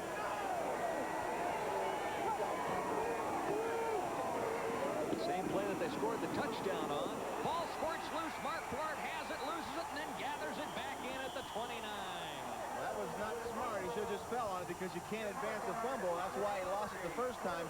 Luckily, he got it back. But that's a huge play for Toledo because now they get the ball with 1:28 left in the half on the 37-yard line, and they can put some points on the board. Well, maybe they can. Toledo, the #1 team in the conference in turnover ratio. Yeah, and they're 12th in the country, as a matter of fact. And Eastern Michigan is also proficient at that, 15th in the country in turnovers. See, he should have tried to pick that up and run. He just should have fell on it because you can't advance it anyhow in college. Uh-oh, this is not I formation. Nope, 4 wide receivers. Blitz. Oh, and Bergan slips and falls at the 47. Bergan, the ball carrier. Well, talk about letting the air out of the balloon, huh? Well, they had him in a blitz, and it was a late blitz because they went on quick count. They may have had somebody open if he had just stayed on his feet. It's almost that bear defense, huh? Send more people than they can block. Here they come. Bergan gets it off. Pass thrown behind. Lorenzo Hugo. Well, there's no doubt when you spread it out like that, you got 4 wide receivers, you can send more than they can block, and that's what Eastern's done the first 2 times. But the key there is if they can get it off and get it to somebody and one guy misses a tackle, the guy's gone. Because you only have man-to-man on 4 guys, and they're running all over the place looking at somebody else.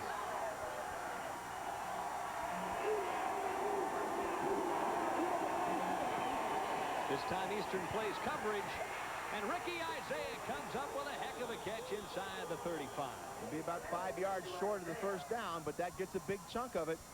They got plenty of time. They don't have to be in such a hurry that they're going to hurt themselves.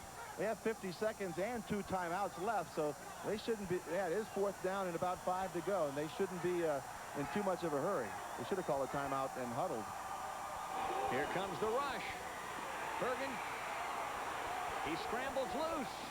And Isaiah had it and dropped it at about the 22, and then he got dropped in the secondary. A big hit by Menard. And Bergan made a great play to get away from the first man and buy time, but Isaiah just could not hold on to the football. Again, they come with a blitz. You can see the extra man right there comes through. Number 98, Scott Wyka, blitzing linebacker. He just misses Bergan.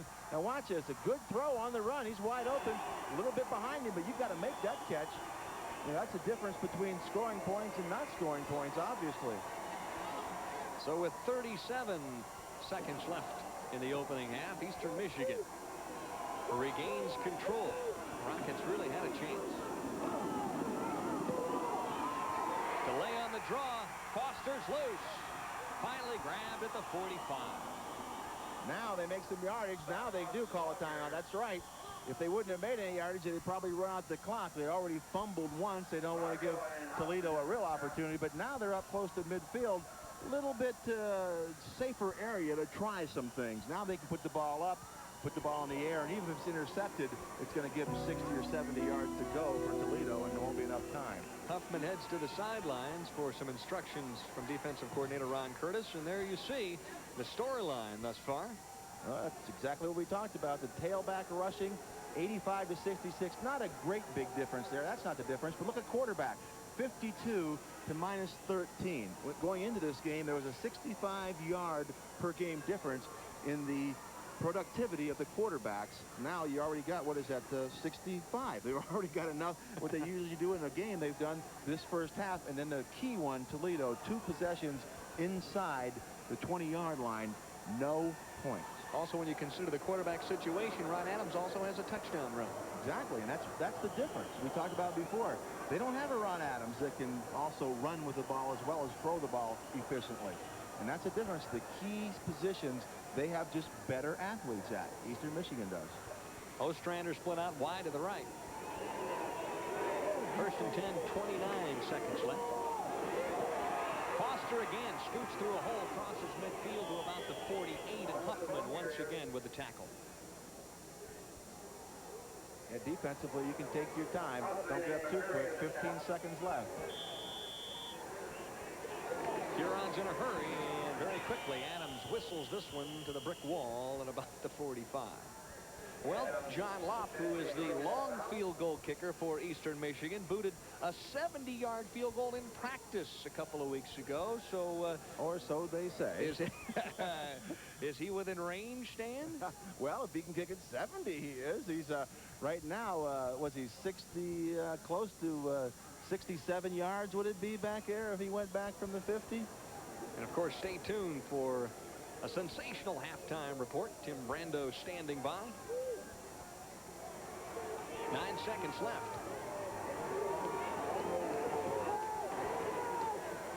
Adams with a pump fake. Home run ball. Picked off, then dropped and caught in the end zone by Zeigler. Oh my.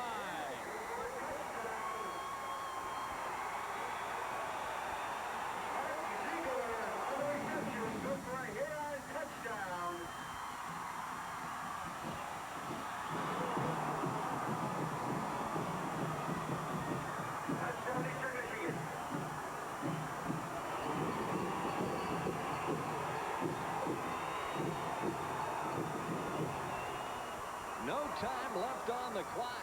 Hennigan will come on to try the extra point, and disaster has struck here in the Glass Bowl in the form of a long touchdown pass that probably should have been an interception. In and out of the hands of the secondary man, and Zeigler gobbled it up. Hennigan with the extra point. So with no time left on the clock, the Hurons now lead 21-0 on the 49-yard touchdown pass. Hey, you remember the earlier one that he shielded him? He didn't make the catch. Watch this one. He bounces off his helmet. Look at that concentration. He follows the football, gathers it in with one hand. Touchdown, nail in the coffin, 21-0 at halftime. Just look at that. Just great concentration. He kept his eye on the football. That's tough to do when you got all those defenders coming down.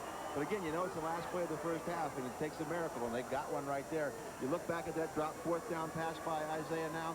Look how much that might have been 14 points. Third touchdown for Zeigler, and the only guy that could make a better catch than that would probably be Tim Brando back in Bristol, Connecticut.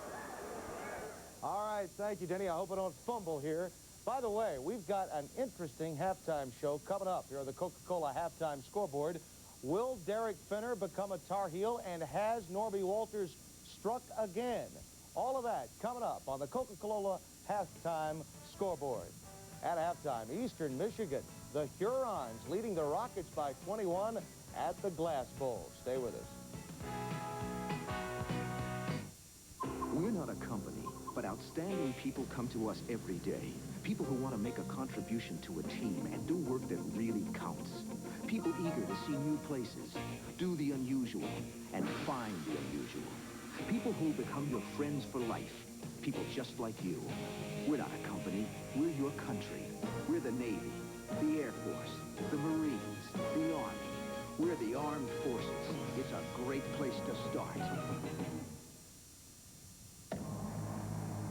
Introducing the G-Shock 5200 watch from Casio. The sports watch that's ready for action with a built-in shock absorber. It's tough. So tough, this G-Shock can take a slap in the face.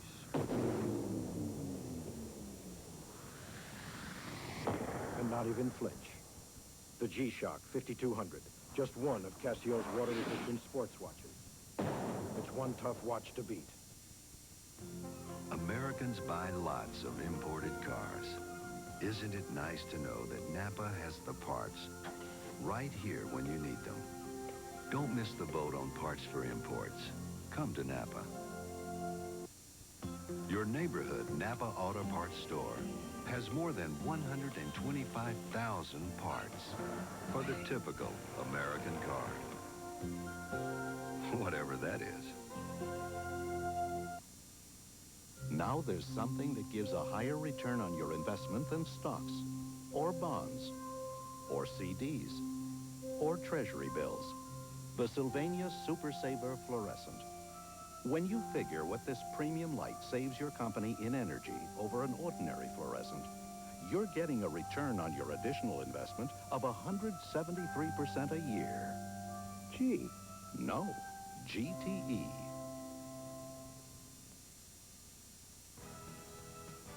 The College Football Halftime Scoreboard is brought to you by the Coca-Cola Company and your local Coca-Cola bottler of Coca-Cola Classic. Welcome back. Now, officials tonight at Iowa are trying to determine if Kevin Harmon, Ronnie's brother, will be eligible for Saturday's date the Hawkeyes have with Northwestern. Yesterday, a judge ruled that Ron, now a member of the Buffalo Bills, would not have to repay Agent Norby Walters the $50,000 he received prior to leaving the university. An arbitrator's decision on Ronnie also found that Kevin had also received $350 from World Sports Entertainment, Walters' agency. For now, Kevin will remain on the team's active roster as Iowa officials run their own investigation. Now, the Big Ten will also conduct their own investigation, and the NCAA continues to say that it's determined that Harmon did in fact accept some money. If that is determined, his eligibility would be jeopardized. Now, if Kevin were in fact ruled ineligible, it would have a dramatic effect on the Big Ten race. Kevin played a key role in Iowa's win over Indiana last week, which cost the Hoosiers sole possession of first place. And as you should already know, teams can be forced to forfeit games in which they used ineligible players.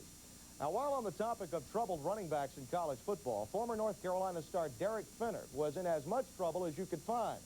Finner, who led the ACC in rushing last season, was one of 5 men charged with opening fire in a crowd outside an apartment complex on May 23rd.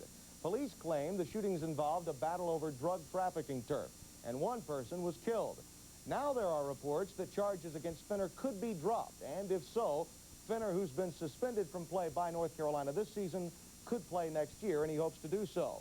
It's possible Finner's replacement, freshman sensation Torin Dorn, could return to the lineup after a knee injury that had sidelined him since Carolina's opening day win over Illinois. Dorn had a spectacular game that day for the Tar Heels, but has been out of the lineup ever since.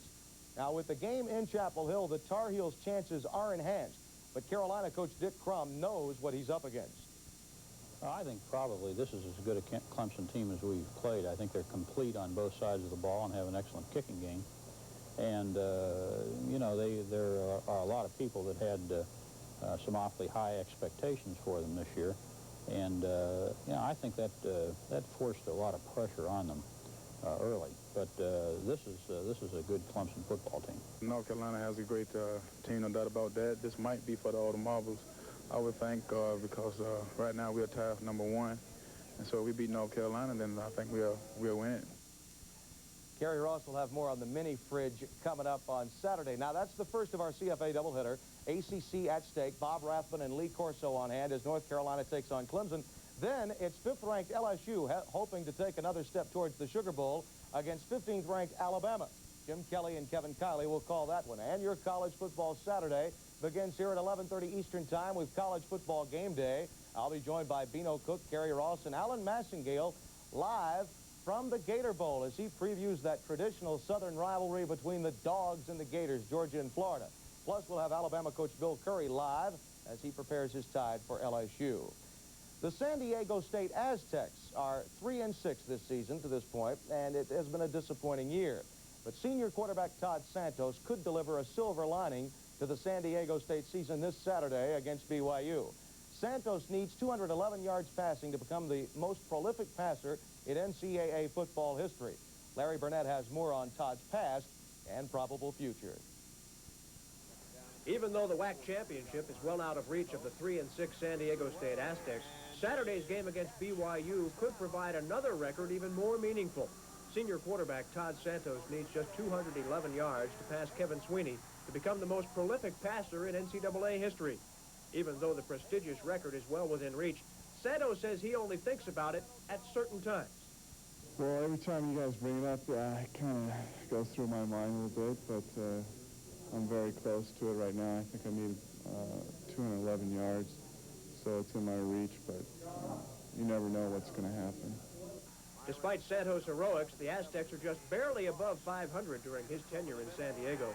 But last season, Santos led his team to a WAC championship and helped them come within an eyelash of a Holiday Bowl victory. Even though Santos doesn't like to talk about himself too much, his teammates are quick to heap praises on the senior signal caller. There's so much you can say about him. You know, he puts the ball just where, where you need it, and, in the right place and at the right time, If it's time to drill the ball and he has to put it in there, he can do that, and he has, great touch on the ball, so he can put it anywhere in any place he wants, just about. Santos definitely has his eyes on an NFL career, and his coach was eager to find out for whom Santos would like to play. Who's your favorite NFL head football coach? That's a good question. I really don't have one. How about Bill Walsh? You like him? Yeah, he's a really good coach. Don Shula and people like that. Yeah, they're good coaches. Another thing you might be interested in, that right here in San Diego, they're going to be replacing quarterback one of these days, too. So Al Saunders would be one of your favorite head coaches, wouldn't he? Very much so. I'd love to stay here in San Diego. I'm Larry Burnett for ESPN. Love Denny Stoll's doing the Howard Cosell impersonation there. Now, you'll be able to see Santos a week from Saturday. His Aztecs play host to Colorado State as ESPN's college football continues on November the 14th. Remember the movie All the Right Moves with a youthful Tom Cruise? Well, we've got a story on a Pennsylvania boy they now call Gramps. That's when we come back. At halftime, Eastern Michigan leads Toledo by a score of 21-0. Stay with us.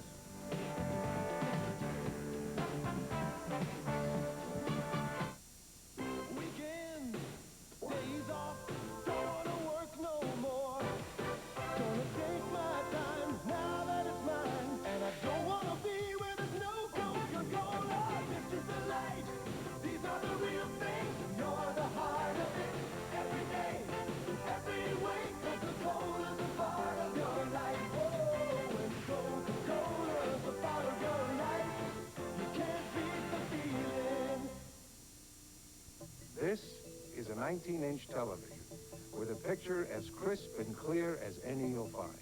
Now imagine a picture just as crisp, just as clear, but larger. In fact, it's 86% larger than even a 26-inch screen. It's the world's first 35-inch direct-view television, the television that only one manufacturer could put together. Mitsubishi.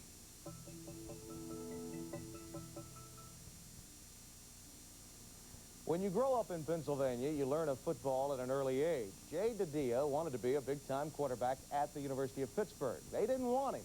Another young guy named Marino was on their minds at that time. So rather than play somewhere else, Jay went to work. And that's where we pick up this heartwarming story. Jay DiDia is not your average college football quarterback. After graduating from high school, Jay went to work in a factory, married his high school sweetheart, and eventually had a daughter. Jay had a good-paying job, but something was missing in his life. Spending 4 years in a factory, getting up at 6, coming home at 3:30, 4, whatever, day in and day out just wasn't me. Just wasn't something that I could see myself doing every day till I was 65. When I was in the factory, just watching people play, that's the time the USFL come out. And I always wondered to myself, could I play college football? Could I be successful at it? And the more I thought about it, the more we decided, well, I had the opportunity, and it was to get an education.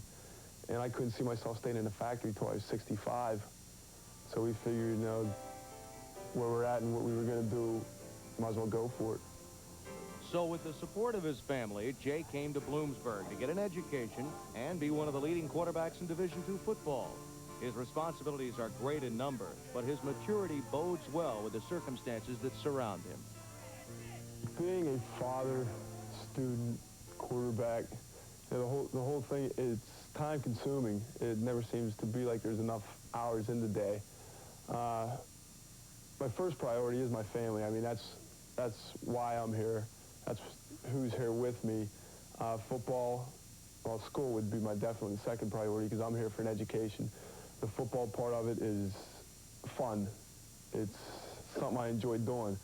Not only does Jay have fun while keeping busy, he has also set several career records at Bloomsburg. He possesses exceptional strength and speed, but one of his biggest assets is his family. His wife and 2 daughters comprise his own cheering section. I really enjoy going to the games, and we yell, just Tina, Courtney and I, we all yell, and we have pom-poms, and we yell down and just give him a lot of support, like during the game, and I think it makes him feel better because he knows that we're up in the stands and we're rooting for the team, and I just really enjoy going to the games. I don't think I could sit home while he's playing. I feel better that I'm there. His intelligence, maturity, and great field sense is admired by the coaches, and his strength and good speed has helped the team tremendously this year. The best thing I can say about JDD, you've heard the old saying that he's like a coach on the field. In his case, it's really true because he's 28 years old. He doesn't get rattled like a 19 or 20 or 21-year-old player who could get rattled. He's a very physical quarterback at 6'3" and 220 pounds. He has an excellent arm, very good release, and he's by far our team leader. Being a leader on this team is fun. I mean, you get a lot of people coming to me asking me, if you were in this situation, what would you do? Because now I do have the name Gramps throughout the locker room, and I enjoy it, you know, because it shows me respect that they understand, you know, what I'm doing. Just being there, if someone needs help, you know, they're not afraid to come to me. I don't think they look at me as being 27 years old. You know, I think they look at me as one of them, you know, part of the team, and I'm just there basically for the reason everybody else is, and that's to get an education and have fun playing football. By the way, Jay is just a few hundred yards away from making some history in the Pennsylvania State Athletic Conference. He could be the most prolific passer in the history of that conference. Now, we'll look at the NHL when we come back here at halftime. Our score 21-0. In case you missed it, here's what closed out half number one. Mark Zeigler will be on the receiving end after a pump fake of this touchdown aerial, making it 21-0. The Hurons with the lead at the Glass Bowl. Stay with us.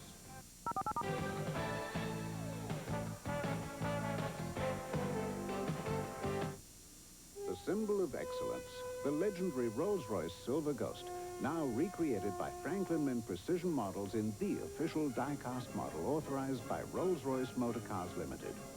The 1907 Silver Ghost, only one was ever built, and now it's recreated in an incredible model, hand-assembled from more than 127 pieces. Each feature is authentic. The removable spare tire, protectively coated sterling silver-plated trim, pedals, instruments, and engine details precise to the very last spark plug. A stunning collector's piece for home or office. To order, call 1-800-453-1800. Use your credit card or mail $30 and be billed the balance in 3 payments. The imported Silver Ghost with certificate of authenticity.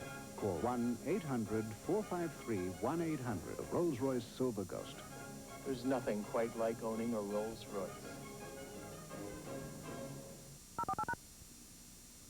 A news conference will be held in San Antonio tomorrow to announce the Spurs' #1 draft choice, David Robinson. Apparently, he's ready to ink. Robinson will fulfill his 2-year hitch in the Navy before playing for the Spurs in 1989. Terms of the deal as of yet have not been disclosed. Now, let's quickly take a look at hockey. Boston right now and Toronto are tied at 6, that in the 3rd period. Vancouver and Philadelphia tied at 2, that also in the 3rd. St. Louis and New Jersey, that's now 5-2. The Devils with the lead in the 3rd. Pittsburgh and the Islanders, and right now New York with a 2-0 lead. And Edmonton and Calgary are scoreless, that one in the 1st period. Now, Tom Mees and Gail Gardner will have all the scores and highlights tonight on SportsCenter at 11:30 Eastern Time. I'll see you on College Football Game Day at 11:30 Eastern Time Saturday. And we'll be going back to Denny Schreiner and Stan White as the Hurons and Rockets continue to light it up at the Glass Bowl in just a moment. The College Football Halftime Scoreboard has been brought to you by the Coca-Cola Company and your local Coca-Cola bottler of Coca-Cola Classic. Weekend, days off, don't wanna work no more. Gonna take my time now that it's mine, and I don't wanna be where there's no Coca-Cola. This is the light, these are the real things, you're the heart of it. Every day, every way, Coca-Cola's a part of your life. Oh, when Coca-Cola's a part of your life, you can't beat the feeling. We're not a company. But we recognize potential. We develop it. We use it. We'll make sure that as your responsibility grows, so will you. As your ability for leadership grows, so will you. Working with us, you'll gain self-confidence. Become a person with a future. We're not a company. We're your country. We're the Marines. The Army. The Navy. The Air Force. We're the armed forces. It's a great place to start. You know, my dad was a mechanic, so I learned at an early age how important it is to use the right motor oil. Well, cars have gotten real complicated since then. So for today's cars, you need today's motor oil. Superflow from Exxon. Hey, this is a real winner. It's got this special additive wear band. It's super at block and wear around the rings, cam, pistons, all over your engine. So you want your engine to last? Go with the flow. Go Superflow. Introducing the G-Shock 5200 watch from Casio. The sports watch that's ready for action with a built-in shock absorber. It's tough, so tough, this G-Shock can take a slap in the face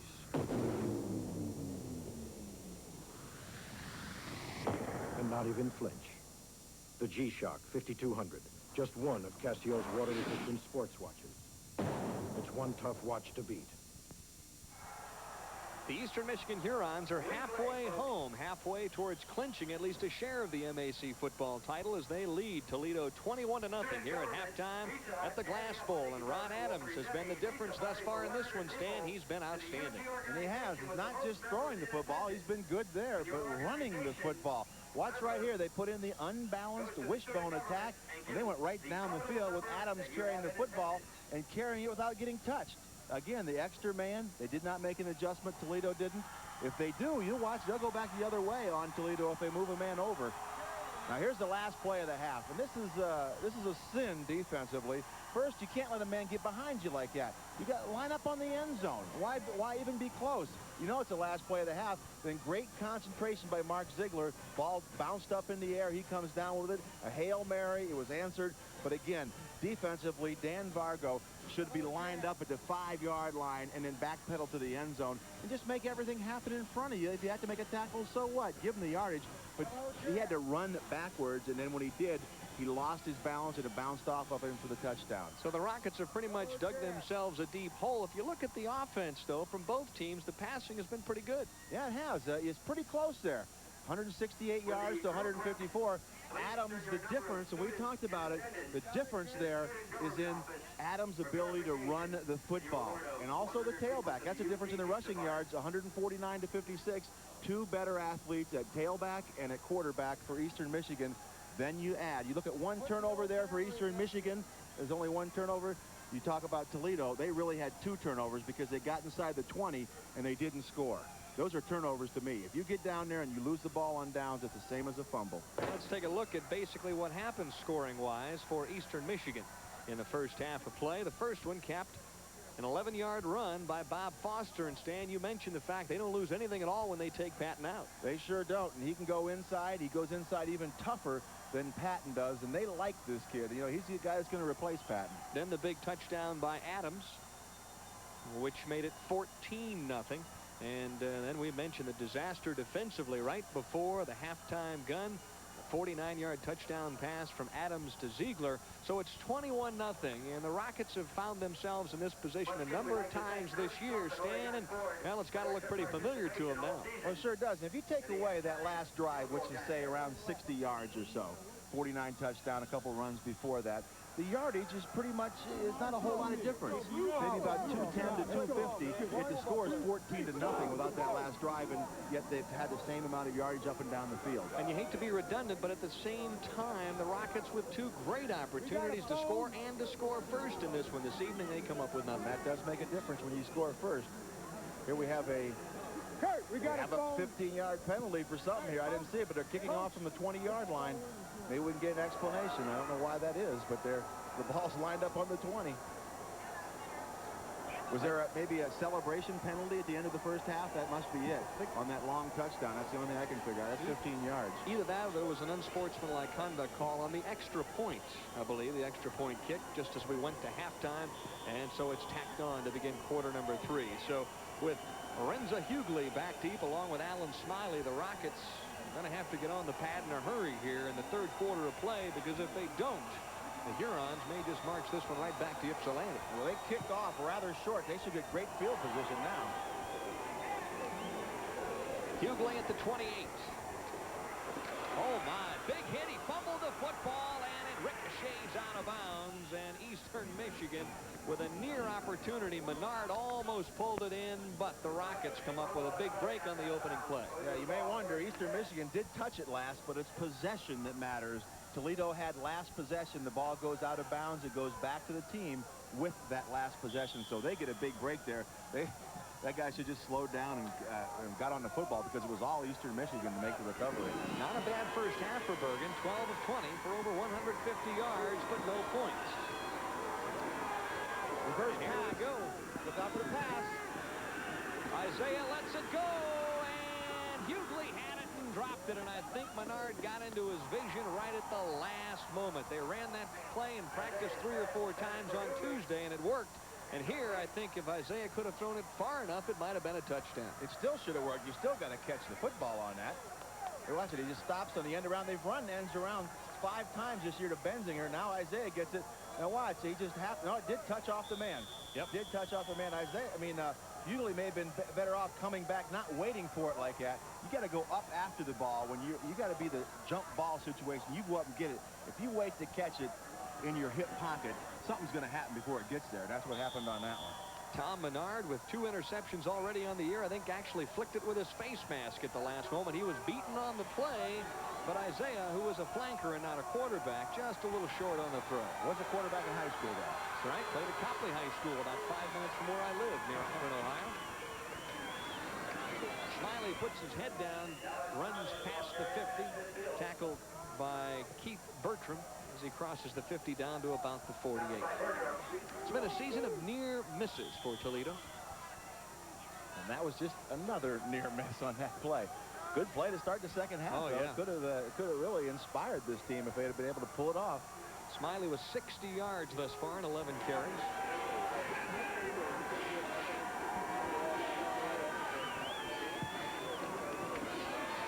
Sprint draw again, and Smiley's got some room. He beats Menard, and he's finally dragged down from behind inside the 30. And that may have been audible by Bergan. He saw the blitz and knew where the weakness of that blitz was. You got Smiley through that wave, that first wave of the blitz, and you get through there. That means the only guy coming up is this free safety to make the tackle. You can watch him coming up on the play right here. Tom Menard, he has to come up, and then he's blocked. He luckily gets some help and then brings him down from behind. Tell you what, good play call.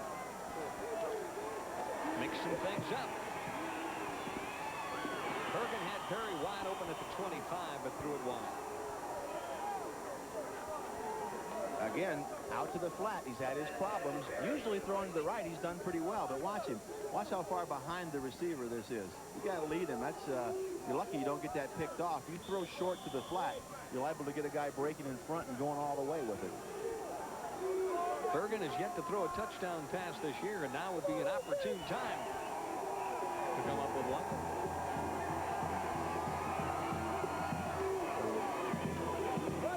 Little counter this time by the tailback. And finally wrapped up by Bertram.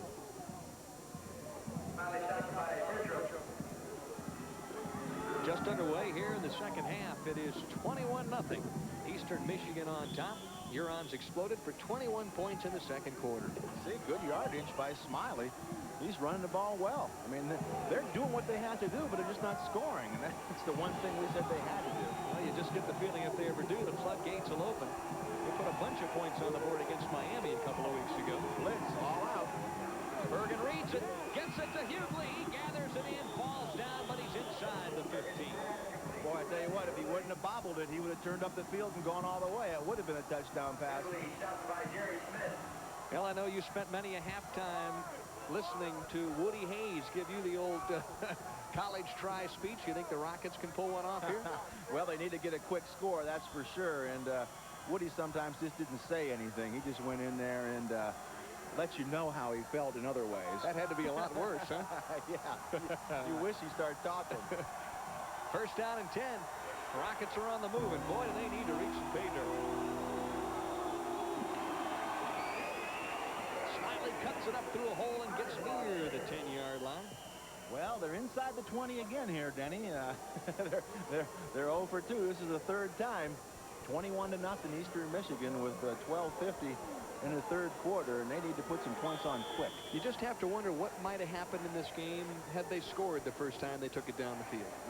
That's something you'll never know because it changes every play call the rest of the time when you're behind or ahead.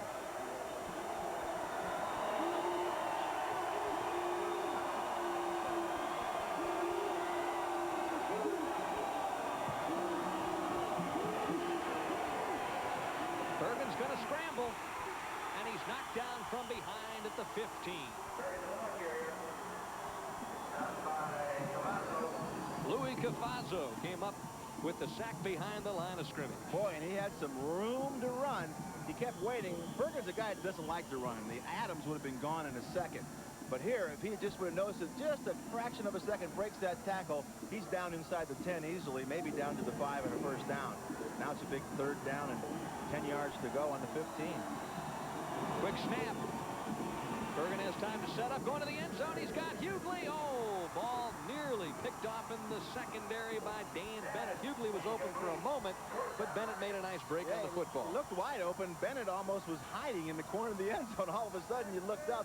You said, boy, what a move. He's wide open. Then all of a sudden, when the ball came down, Dan Bennett had just waited in his zone, waited for Hughley to come to him. So now it's going to have to try to field goal, which is, again, not a touchdown. Bruce Nichols missed on a 37-yard attempt in the first quarter of play.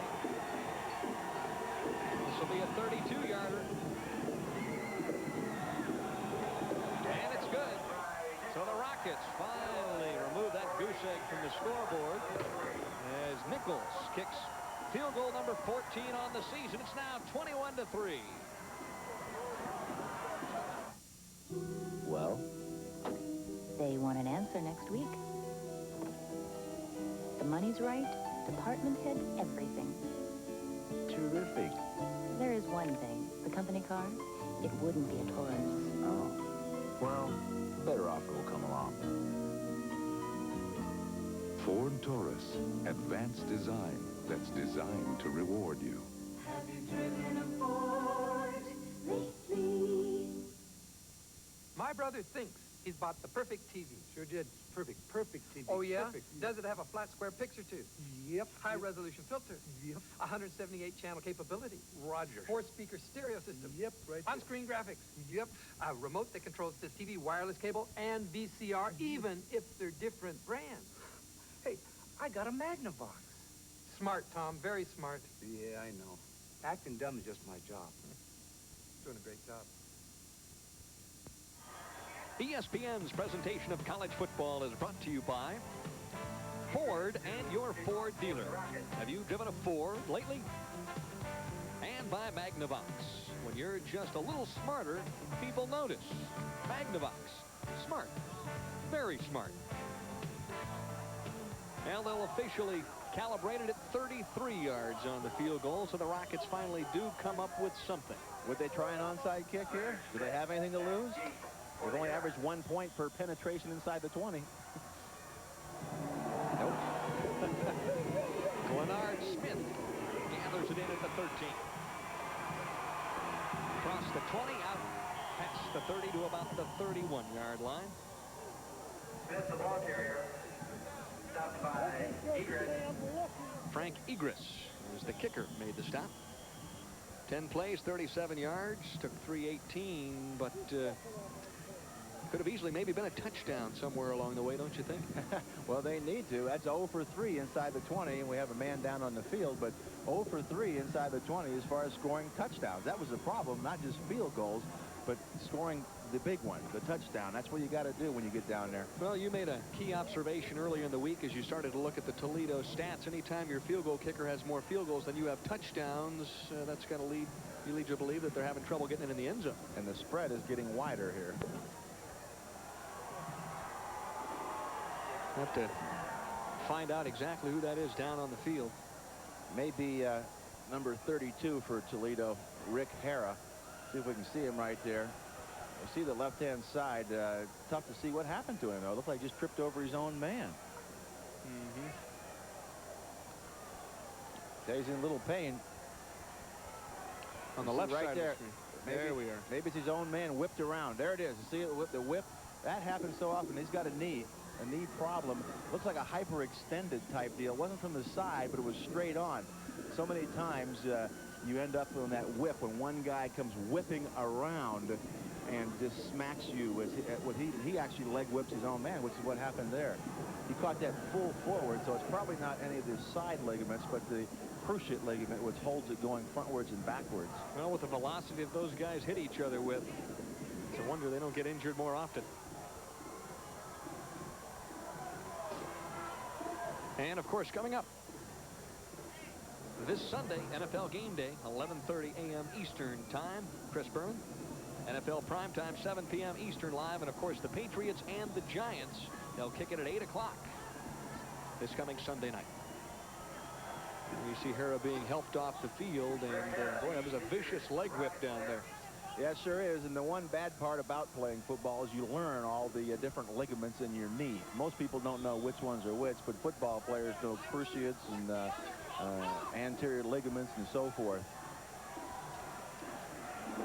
Hurons will start first down and 10 now with a 21-3 lead, 11:36 left in the third quarter of play.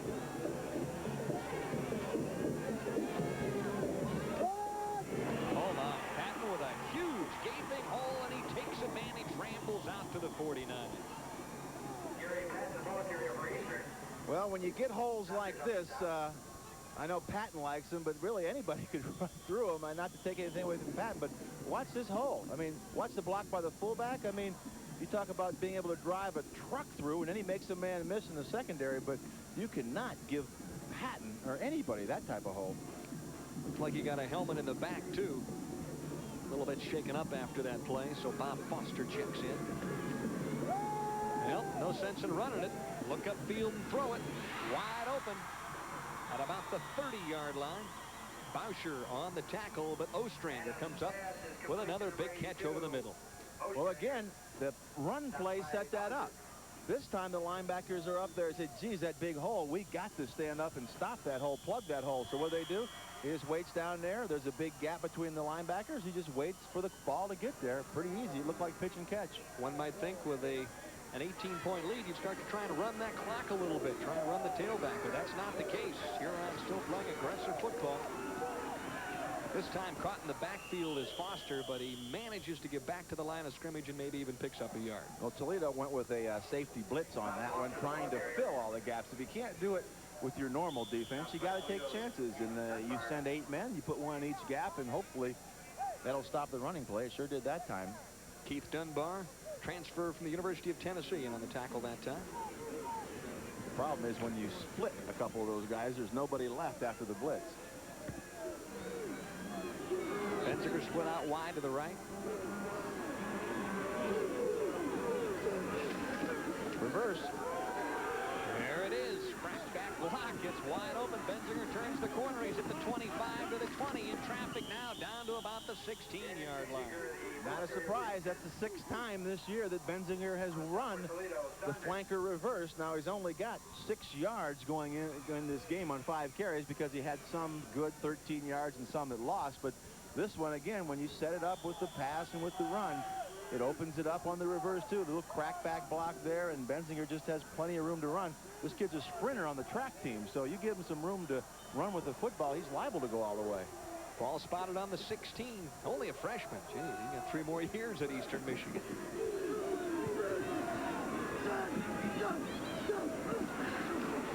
Changing the cadence just a little bit. A flag on the play. Patton's got some running room inside the 10 and shoved out of bounds by Boucher at the 6, and another flag. So a pair that time as Gary Patton scrapes himself up off the turf. And I think they're going to call a clip on Craig Ostrander, the wide receiver, when he came back. It looked like it was a pretty good block to me, but that's where the flag went down when he cut to the outside. It was offsides on Toledo, the original call. But I think the second call was a clip, so they will have to sort this whole mess out. And now they'll tell us. Offsides, defense, clipping, offense, offsetting penalties, replay the down. Now here's the clip as you'll go around the end. Watch Ostrander right here. That's pretty close to being right in the side. He hit the helmet right on the side of the shoulder pads. I don't think I'd call that as a clip. I thought that was a pretty good block. Awfully close. And they say get your head in front, but as long as it's not in the back, then it's not a clip. And it looked like he had his head right on the side. Sure laid him out, though. Yeah, it's no fun if you're a defensive back. Hurons looking for more. They lead 21-3 here in the third quarter. Blitz is on. Pitch to Patton, and he's rambled out of bounds at the 14. Sideline got him the short side. They ran that counter option into the sideline and just ran out of room. Michael McCreary was glad that sideline was there because he wasn't going to catch him if he had another yard or two. Gary Patton coming into this one averaging just a fraction less than 5 yards a carry. For his career, he's averaging almost 5 yards a carry. That's phenomenal. On top of that, 12 touchdowns. You got 6 by Foster, so, you know, you talk about 18 touchdowns coming into this game by your tailbacks. That's a lot of production out of one position. Right, and then Nash and Jimmy Johnson have added a few of their own at the fullback spot. Split backs, don't see it very often. Adams looking for 7 more. And it's a battle in the corner of the end zone. Neither player able to come up with a football. Well, the ball just hung up there a long way. That was a long throw. You can see it's all the way to the left hash to the right corner of the end zone. Jones, the defensive back, made a good play in catching up. But you see it's a wobbly pass. And look how long. I think you might have to fair catch that baby and almost went out of bounds, too. That was not a good throw. 3rd down and 8 now, and when you're trying to pass the ball, you run out of room when you get inside the 15. A little easier to defend, too, isn't it, Stan? Well, sure it is. You have the great equalizer behind you. You know they can't go deep. You got the end line, so you play tight, you play in front of them. Tailback Patton. He's pretty well corralled inside the 15, back to about the line of scrimmage. Steve Huffman in on the tackle. Exactly, and watch Huffman fill the hole. This is what you have to do as a linebacker. You got to fill the hole right there. Take on that fullback. He stuffed the hole, the fullback right there, and allowed both he and his fellow players to close off the gap. You know, if you take him on too deep or back too far, it creates a separation. You need to take that guy, that fullback, on right in line with the other defensive players to close off all the gaps. Tim heading it on to try the field goal. It will be a 32-yard attempt. With the breeze. And he splits the uprights. So Hennigan, who has been very solid this year, he's now 8 out of 9 on the season in the field goal department, makes it a 21-point lead for the Hurons.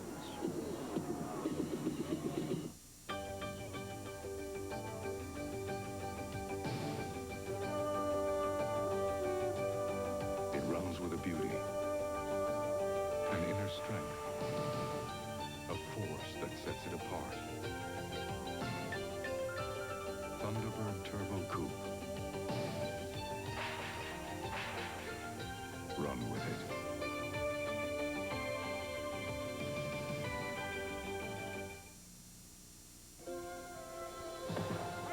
In the minors, you must have called it all 1,000 times. Then one day, you got the call. What's this, rookie umpire?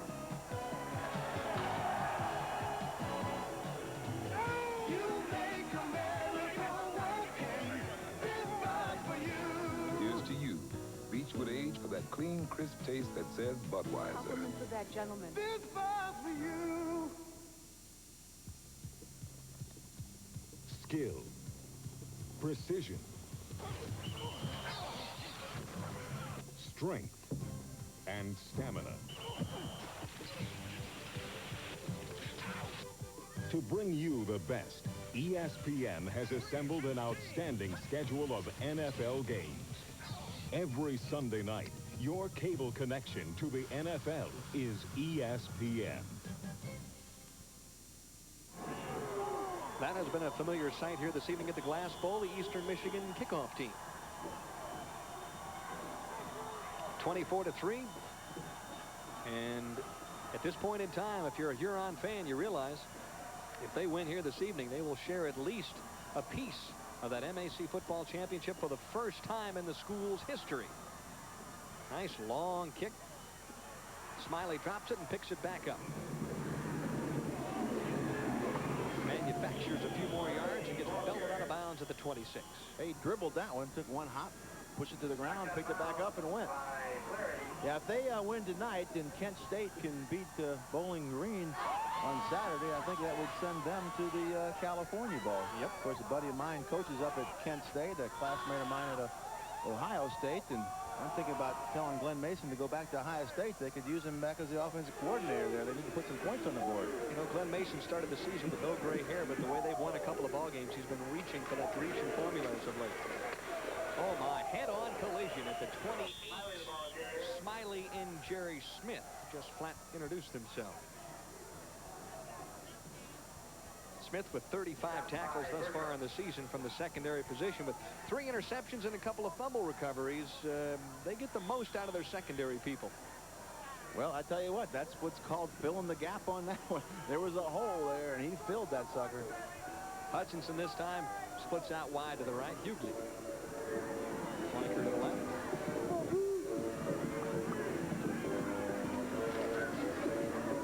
Here comes the blitz.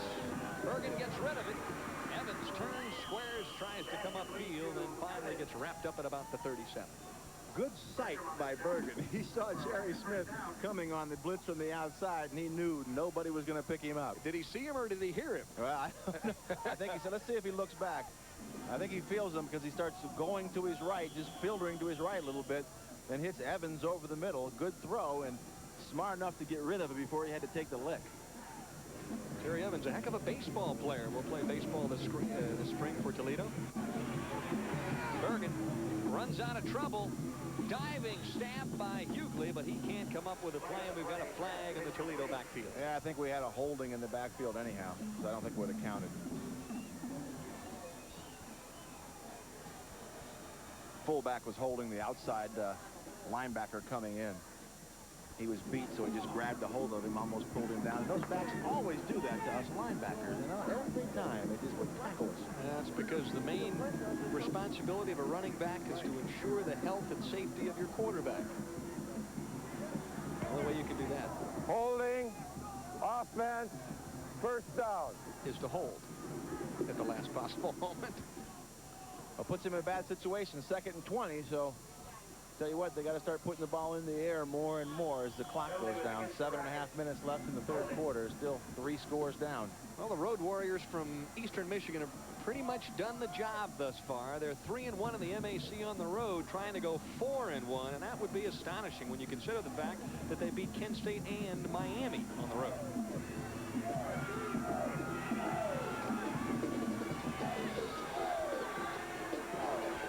Little dump off screen. Perry gets whacked. He fumbles the football, and Menard covers it up at the 32-yard line. And once again, the Hurons have come up with a big play defensively. Not only that, we saw a graphic before the game about the problems Eastern Michigan has on artificial turf. Well, they seem to be playing pretty well on this fake grass tonight. Well, that's an interesting note because all week long, the Hurons practiced at the University of Michigan, where they obviously have the AstroTurf. And as difficult as it was for you to enter that stadium yesterday to watch them practice, I was proud of you, Stan. Yeah, it sure brought back a lot of bad memories going into that 105,000-seat stadium. Unfortunately, you were 0-2 as a part of the Buckeye contingent in Ann Arbor. Oh, very quickly. Going to try and strike for some more.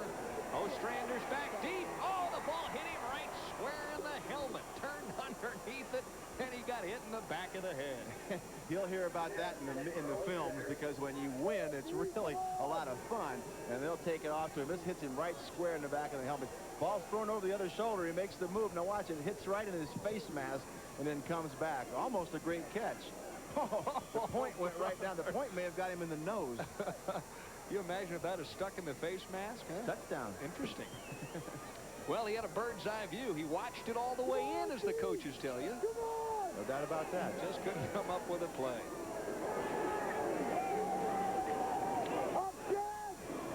Oh, a dangerous pitch, and the ball comes right back to Patton, almost as if it was like a yo-yo. Well, they came with the all-out blitz, and Ron Adams knew he was going to get smashed, and he said, I'm just going to try to lead Patton with the ball. Well, he let him a little bit too much, but on the AstroTurf, you get a lot of true bounces. It just came up right to Patton. Watch, see the blitz coming? Nobody on him. He said, let me get rid of this football. He throws it out in front of Patton. He really wasn't looking. He just assumed where Patton would be. And luckily, again, he came up with the ball and got back to the line of scrimmage. That's a great play just to get back to where you were. Jim Harkema pondering the future of his Hurons. Benzinger's in there. Look out.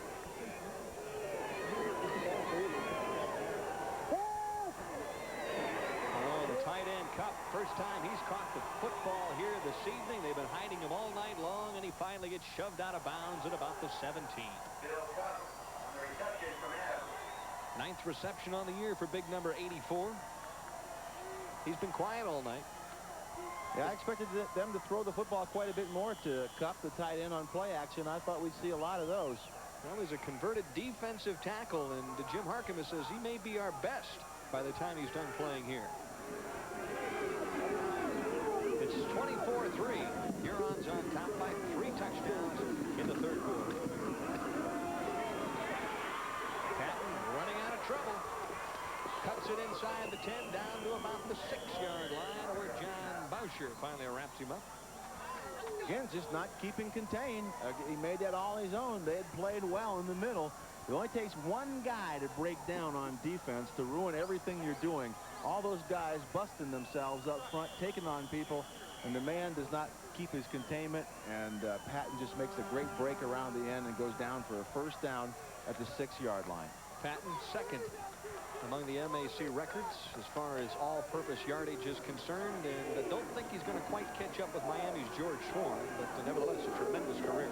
There you see the wishbone. Jimmy Johnson tries the left side. Marquardt holds on for dear life. The rest of the Rockets catch up, and the pursuit finally hauls Jimmy Johnson down at the 2. That's pretty good running by Jimmy Johnson. They told us he was a tailback playing fullback, and really wasn't the fullback tight, but he sure runs like a fullback this time. They ran with Patton blocking. You can see Patton wasn't much of a blocker on that. But I tell you what, Jimmy Johnson wanted to get into that end zone. He almost carried 3 people in there. But that's why you don't assume you don't think they're going to go to Patton's side, because he just did a little duck into the turf and didn't touch anybody. Marquardt tried to tie and rope him. Finally dragged him down at the 2. Fullback, and did Nash get home? I don't think so. Nope, he went over the top and didn't get much. There wasn't a whole lot to get on that one. Brian Gable and Tony Hercel, defensive interior front. Jim Harkema wants, he's telling them something. You see what they do on this is the one-man signals in the formation, and then he sends in the play. But with this wishbone, now they are going to send in a back with the play. The #1 scoring team in the MAC, the Eastern Michigan Hurons, averaging better than 26 points a game.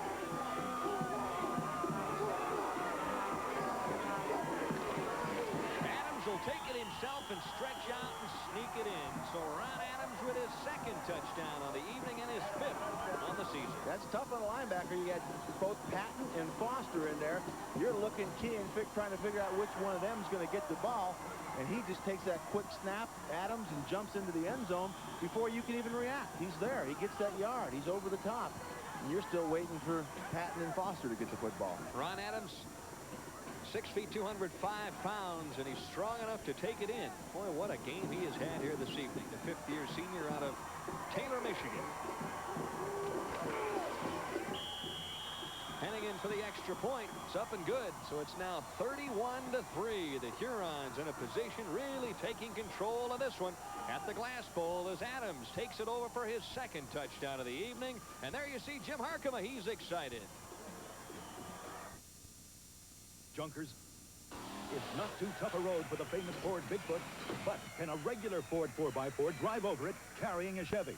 Watch as the Ford starts to claw over the twisted metal. Only Ford has twin traction beam front suspension, and this year only Ford has a complete line of multi-port fuel-injected engines. Yes, the Ford makes it over the torture road and joins its big brother. Ford, the best-selling pickup in the world. Now get $500 cash bonus on all new F-Series pickups with manual transmission. Avoid the Noid with the Domino's Pizza Guarantee. We guarantee your pizza will be delivered within 30 minutes or you get $3 off your order. Guaranteed. And we guarantee your pizza will taste great. If you're not satisfied with your pizza, we'll replace it or refund your money. Only our pizza is guaranteed to avoid the noise. Domino's Pizza delivers. Call now. Sunday, live NFL action on ESPN. The defending Super Bowl champion New York Giants take on the New England Patriots at 8 Eastern, right after NFL primetime on ESPN. Well, it's a little too early to start celebrating, but at the same time, when you lead by 28 with just 4:15 left in the third quarter, your spirits have to be brightened if you're rooting for Eastern Michigan. Well, you look across and you see a lot of Eastern Michigan fans just reveling in this near share of the championship. And we talked about before the game how far they've come.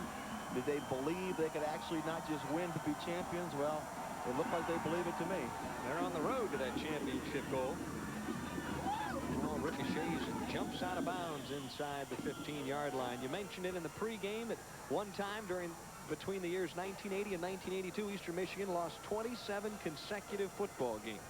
And that was about as low as they could ever go. Jim Harkema took over at the end of the 82 season and has turned things around completely. They lost 10 games his first year he was there. Right. The next year, the league asked them to please don't play football in the MAC anymore. He persevered, they persevered, and now they're getting a reward for their perseverance and at least to share that championship. And I guess, yeah, look at they're not going anywhere. They're going to stay here. They'll be here all night if they have to really enjoy this MAC championship, something that they probably couldn't have even fathomed 3 years ago. I guess Columbia rooters can take heart. Maybe in 3 years they can be winning the Ivy League. Well, it's always darkest before the dawn, right? What is it in a row, 36? I don't know. Well, I know it's number. up there somewhere. Ooh. And a little turnaround. It certainly has for the Eastern Michigan Hurons. Angle once again. This time Smiley runs it down at the 15. Really nothing doing there. Tries to break through a couple of tackles and does so, and finally ends up at the 26-yard line. Now, to set the story straight, Kent State would play Bowling Green this Saturday. If Kent State wins, then obviously it's championship time. And there you see the scoring drive. And the man who took it over from the one, a very tough customer for Jim Harkema, is quarterback Ron Adams. Yeah, and you have to contain him. We talked about make him throw the ball. You know, contain him scrambling. You know, he's going to beat you more with his legs this year than he is with his arm. Now, he threw that one Hail Mary pass, and he's throwing the ball pretty well, but where's he hurt you the most? Running the football. Bergan on the roll. Oh, a great effort that time, but can't come up with a play. Pat Johnson. Intended for Pat Johnson. Had it and then lost it. Hit him in the worst possible spot, right, Stan? Well, they'd love to throw that fullback either on a delay pattern, which was the fumble play right before the last touchdown drive of Eastern Michigan, to John Perry. And this time with Pat Johnson in there, it hits him right in between the numbers. And that's why I guess they're fullbacks instead of tailbacks.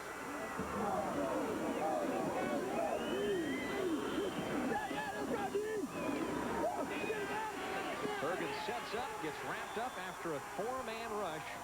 And he's dropped in the backfield by Eric Miller once again. That's Miller's second sack on the evening. And it's turning out to be a very long night for number 5, Bill Bergan. Well, this is a fun time for defense because you can build up your stats now. You go for sacks, you go for interceptions. Eric Miller here, his second sack of the night. He's now got 5.5 on the season. He led the team last year with 6.5 sacks. So he wants to get back to where he was last year, maybe even improve on it, and he's got that opportunity with a couple tonight. Bergan once again going to scramble and air it out. It's a jump ball, and it's picked off in the secondary. Brian Carter with a football, and he is finally collared at the 39. So it's just one turnover after another, and Eastern Michigan hooting and hollering. Their fans are enjoying this one. Yeah, you might as well throw it, though. You had nothing to lose at that point. Toss it up there. Maybe something good will happen like it did for Eastern Michigan. Yeah, you also have a face mask penalty. It's going to be tagged on to the end of that interception return by Brian Carter. But Again, I don't think Yulee really helped Bergan that much when the ball was in the air. As a couple times he's been a little bit timid about going after the football. Face mask. Defense.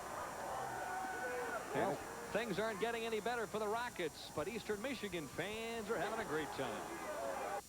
Let's go, Toledo! Go Rockets! Go Blue! A lot of people who don't think they need a hearing aid may already have one. Up 2 streets, take a right. He said up 2 streets and take a right. They bring their hearing aid with them everywhere. What'd he say? He said he doesn't want to leave her, but he has to. Now there's a hearing aid for people reluctant to wear one. It's called Miracle Ear. If you can hear people talk but can't understand all the words, if you have nerve deafness, Miracle Ear could help. And Miracle Ear is tiny, practically unnoticeable. Call 1-800-233-9800 for a free booklet about better hearing, what steps to take next, and how to get a free hearing test. Thousand Island or vinaigrette? She said Italian, Thousand Island, or vinaigrette. Call Miracle Ear, 1-800-233-9800. The phone call, information, and hearing test are free. Call now. When you're losing your hearing, the worst thing to do is nothing. What did he say? You know, lots of threes on the scoreboard. 31-3 with 3:10 left in the third quarter of play. And it's not been a fun evening for Toledo Rocket fans, but they've won a couple of MAC football championships in the last 7 years, in 81 and in 84, so they know what it's like to end up on top of the stack.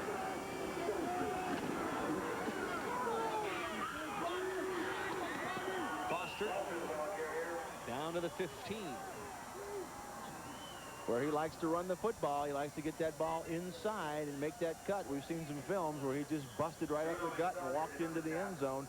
Sometimes even carried people into the end zone. Tough runner. You know, it's a nice luxury for Jim Harcum to be able to play a sophomore tailback as much as he has Foster this year to prep him for next year. Well, that's because he knows you don't lose a whole lot. 6 for 60, 10 yards a pop. That's pretty good. Johnson will try it from the fullback position off left tackle. Tom Gruno. Well, this is a terrible time for defensive players for Toledo right now. You're beat down. You know they can do whatever they want to on you. If they want to throw, they can throw. If they want to run, they feel they can just knock you off the football. You're just out there. This is survival time right now. You know, you're like you're in a foxhole out there, and you need somebody beside you. Well, the most wins in over a decade for an Eastern Michigan team was 8-3 back in 1977. Should they win tonight, they'll be 8-2 heading into the season finale.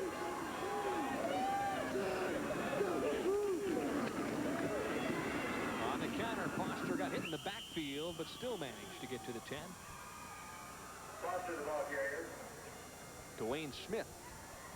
Only a freshman out of Genesee, Michigan. They're very high on that youngster. And on the tackle. Yep.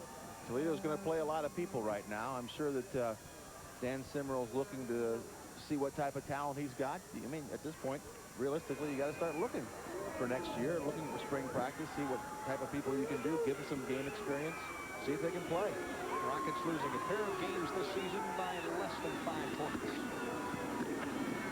Foster again, this time grabbed in the backfield by Brian Gable, 6'4", 236-pound senior out of Richfield, Ohio.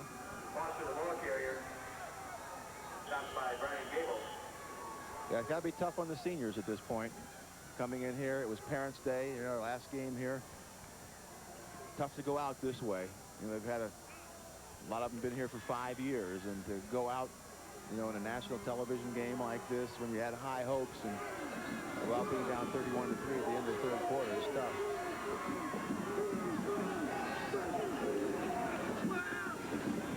Adams feels the pressure, loops it out to Johnson. Johnson gets a block and then gets nailed at about the 6. Pretty good play over there. Keith Saunders coming up in a strong safety spot to make the hit. Strong safety is a good way to describe Keith Saunders. Strong safety, 6'1", 185, is the strongest player on the team. 415-pound bench press. And he needed all of that with Jimmy Johnson with a head of steam build up going down that left sideline. Saunders is a converted linebacker. It's 4th down now and 2, and are we going to see it? You betcha. Johnson, the up back. Oh, this has been an effective formation this evening. There's the pitch on the cross. Foster gets a block and going to be awfully close to the first down.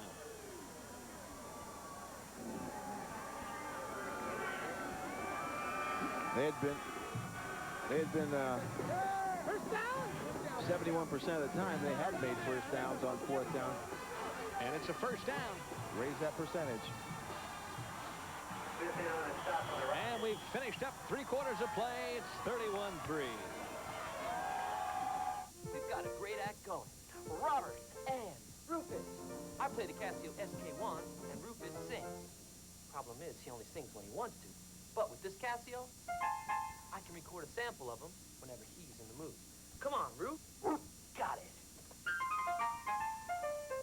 Now, whenever I want Rufus to hit it, I just hit this button. Oh, the Casio SK1 sampling keyboard, because the show must go on. You know, Rufus, this act could be a single. Light up the night. When the sun goes down, gonna light up the night. Silver label, red ribbon, tape that's right. Gonna light up the night. Michelob light. Gonna light up the night. Gonna light up the night. Gonna light up the night. My Michelob light.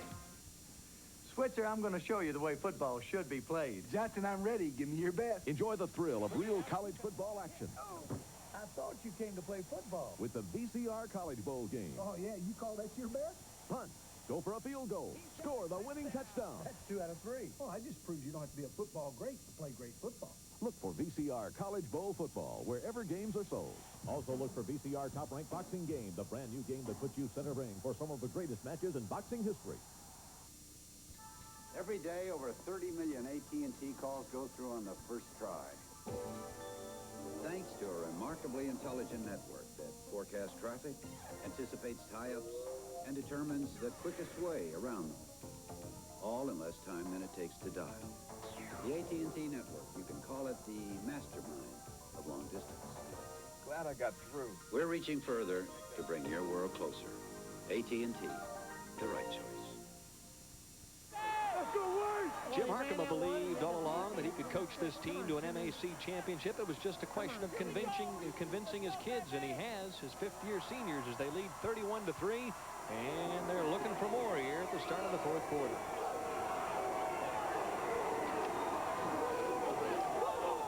Johnson over the top, fumbled the football, and Toledo recovers Renaud in Eastern Michigan. Oh, no, is it Brian Klaus? It is. Klaus, the left guard, ended up with a football, and that'll probably be the first and only touchdown of his career. I guess so. He started 41 straight games, Brian Klaus has been a great player for him. He came here as a 6'1", 210-pound player, and he's risen himself. He's grown a little bit to 6'3", and he's put on 50 pounds to go 265 and be a great right guard, and that has to be a highlight for him on national television, scoring a touchdown. Brian Klaus, 6'3", 265 pounds, and now he's got a touchdown as Hennigan finishes it off. And, you know, 25, 30 years from now, Klaus will probably tell his grandchildren, oh, yeah, I dashed it in from the one. That's right. Great run. Broke 4 or 5 tackles. We have a flag down on the extra point offsides. I'm sure they will decline that and use it on the kickoff. But, yeah, he'll tell all the stories about his great moves. Defense on the kickoff. Quite good. Now, that 1-yard plunge will probably turn into about a 15-yard end around or something like that. That's right. Well, Jimmy Johnson just tries to go over the top. He wants to score. See, he just dives over top. He's hit in midair. Just a hand knocked the ball out. Falls into the end zone. And right there, who's going to get it? Offensive lineman's dream, Brian Klaus. That's just the story of the way the game has gone, the way Toledo's season has gone. Well, you can better believe that Klaus probably put a vice grip on that football when he saw it shake loose. Sure did. And Jimmy Johnson, really, if you look at it from that angle, he lost the football without anybody even hitting him. The ball just, he tried to one-hand it when he leaped, and it just came out of his hand, and maybe he knew Klaus was over there. Just going to help his blocking buddy up front. I would imagine that's the last we'll see of Ron Adams and Gary Patton and Foster and a bunch of guys now for Eastern Michigan.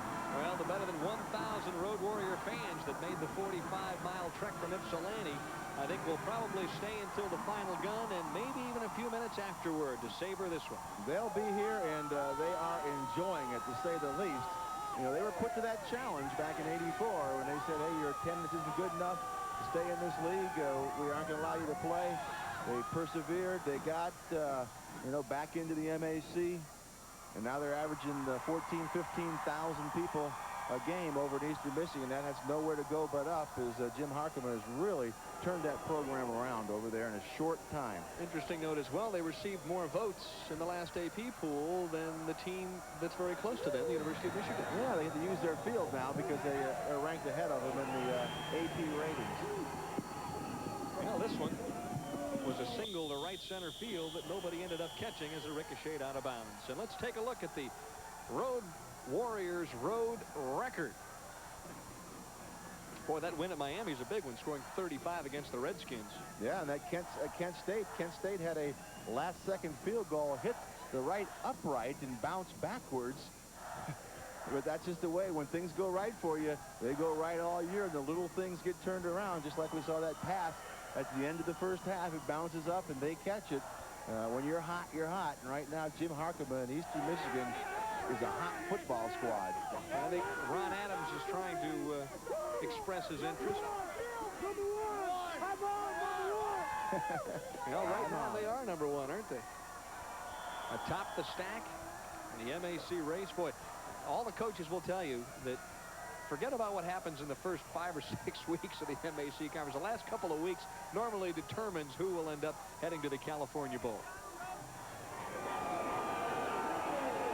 Rick Isaiah runs it down, drops it, and then picks it up. He's going to have to hurry.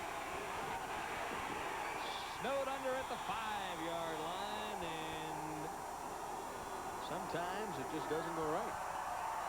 Yeah, you can't, nothing else can go wrong for these guys. Well, I guess it could. They could hand the ball off to the wrong team here going into the end zone. But Toledo's year is just epitomized by what's happened tonight. Just everything has gone wrong. Luckily, unless hope this remains that way, nobody's got hurt.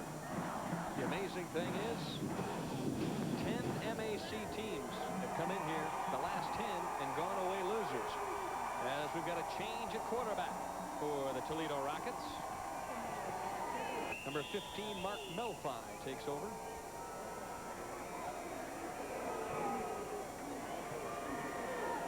There you see him on the year.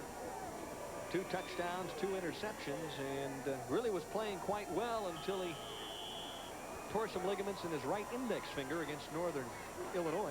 That can affect the quarterback. Yep. On your right hand, when you're right-handed, I've had some ligament damage. I don't know how he can throw the ball at all. Still coming off that injury. It's kind of a mesh between a runner and a thrower. Nice hole opens up that time for Neil Trotter, who crosses the 20. Of course, the season's not over for Toledo. Obviously, they play on the road against Central Michigan, and then they have a big one down south. Yeah, they have to go down to the Orange Bowl and play the Miami Hurricanes. And I guess that's a nice way to end the season on a trip to Miami. But I tell you what, they're going to, as Dan Simrell said, they may throw the ball 80 times that game. And he was talking about his team. They're going to go down there and have some fun if they can. On the delay, caught in the backfield is Trotter. Nice tackle that time by John Stoitsiadis. Ah, you had to say that. You were hoping he wouldn't. You got it right, too. All right. Well, thank you very much. All right. I knew you could do it. John Stoitsiadis. Watch him come from the outside. They're on a blitz. I guess Eastern's not going to let up. They're going to send their people. He just makes a tackle in the backfield.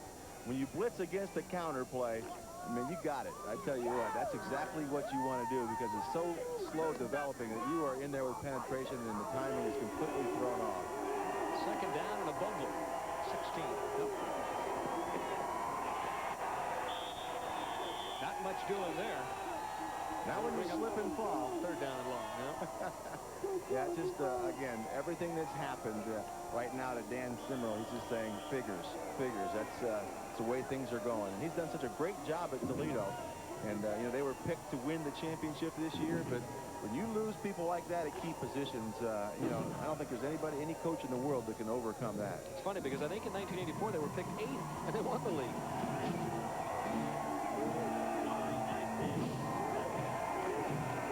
Trying to salvage a first down. Melfi in trouble. Lets it go, and the pass is broken up by Stoitsiadis. 2 plays you had to talk about. He's a heck of a player. 2 good plays. I tell you what, he stripped, and we saw it in our pregame segment. Stripped a man on the 10-yard line for Ohio U, took the ball right out of his hands and ran 83 yards the other direction. Really changed the whole complexion of that football game because Ohio U was giving Eastern Michigan all they wanted to up at that point. Krim will have to kick from his end zone. No, block. Ooh. Boy, that was a near block. Good Toledo bounce, but the ball ends up at the 35. So the Road Warriors from Eastern Michigan will have great field position again, but then they've pretty much had that all night long. They lead by a bunch here at the Glass Bowl, 38-3.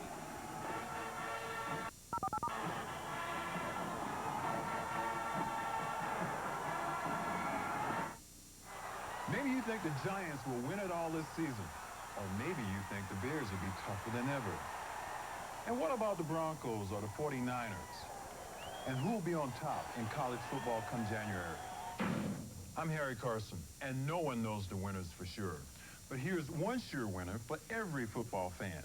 The Sporting News. Everything you need to know. Results, schedules, roster moves, and more every week. Detailed reports on all the teams. Hard-hitting inside information. More facts and stats than all the others combined. Plus up-to-the-minute news of baseball, basketball, and hockey. Now, here's news of a great half-price offer. Take a tip from Harry Carson and get in on this great half-price offer. Just call 1-800-248-5400 and receive 40 issues of the Sporting News for 4 easy payments of only $5.45. That's a savings of 1/2 off the regular subscription rate. So call now, 1-800-248-5400. That's 1-800-248-5400. ESPN heats up your November. Every Sunday, see pro football's finest in exclusive live NFL clashes. And the nation's top college teams are featured every Saturday.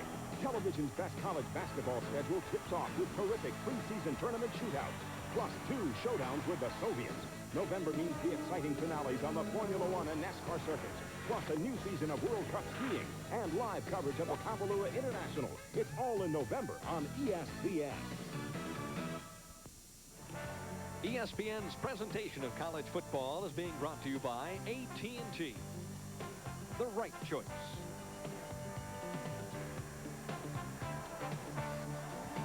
And for the first time this evening, Tom Sullivan will quarterback the Eastern Michigan Hurons, so Ron Adams is done for the night.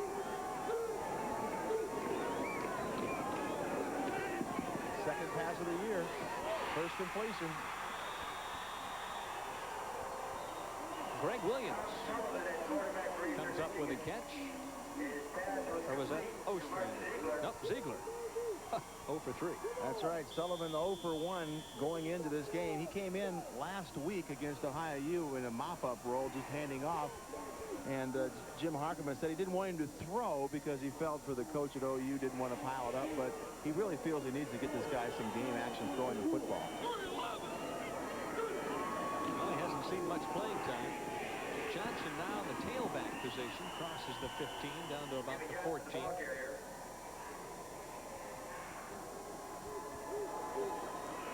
We'll see Sullivan getting a chance to play a little bit. Did you play much as, a sophomore? Did you start playing as a sophomore at Ohio State? I was a place kicker as a sophomore and a backup linebacker. No kidding. Yeah, I set records at Ohio State. 2 in 1 year. The most extra points made and the most missed. How many did you make? I made 39, missed 13 extra points, so you know I went to a linebacker full-time the next year. Jeez, 13. Well, they scored enough touchdowns, that's for sure. And so is Eastern Michigan here this evening. Jimmy Johnson pulled down from behind. So, in other words, you kicked as a sophomore and then gave it up as a junior. There's a lot of wind in Ohio State.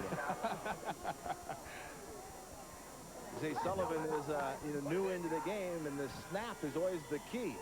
Sometimes it's tough. You haven't worked with the center. Watch him right here. Has a tough time. He just holds on to it with his fingertips.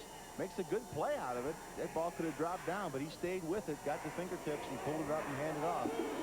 Boy, and a cool night when you're standing over there on the sidelines. Haven't had a chance to really get a feel for the football, although he's probably been clapping all night long. Sullivan takes a good look at the secondary. Now he's going to pump and run for his life, and he's finally wrapped up and thrown out of bounds. And Jim Harkin, when we asked him yesterday, he said, listen, what happens if Ron Adams happens to get hurt or dinged and can't play? Do you have anybody? I mean, the other guy's only thrown one pass. He said, listen, Tom Sullivan is a good quarterback. We can win with Tom Sullivan. Now, of course, he wants to get him some experience here, let him run the team a little bit, but he has a lot of confidence. He was surprised me as much confidence as he showed in Tom Sullivan for as little as the guy has played. Let's try a field goal now, huh? Hennigan checks in, and it'll be, wait a minute, it's John Locke. That's right. Locke will attempt for the first time this evening. And that one's not even close. Way wide to the right. No more points for Eastern Michigan, but they got plenty at this point. You can depend on AT&T Long Distance thanks to the remarkable people who put our equipment to the test. I love wrecking things. This is a special laboratory. Here we create disasters. One disaster right after another. Why do we do all this? Once we understand how these things can destroy long-distance service, we can build equipment that'll stand up to it. We're reaching further to bring your world closer. Yeah, the storm's over. AT&T, the right choice. In a world where it's difficult to distinguish one luxury car from another, one of them manages to set itself apart. Introducing the Range Rover. You'll undoubtedly be seeing these exceptional vehicles on the road. Or maybe not.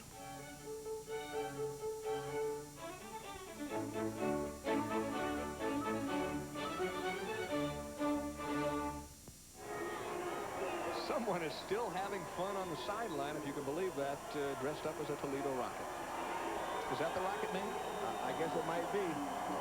Well, he's not giving up. That's the important thing. Melfi with room to run. Pops to throw. And he completes the pass out to about the 32-yard line. Joe Windover. Fourth reception on the season for the sophomore from Midland, Michigan. Well, it's been a tough year. Steve Keene started at quarterback. He got injured in the Toledo or the Temple game. And Melfi played some.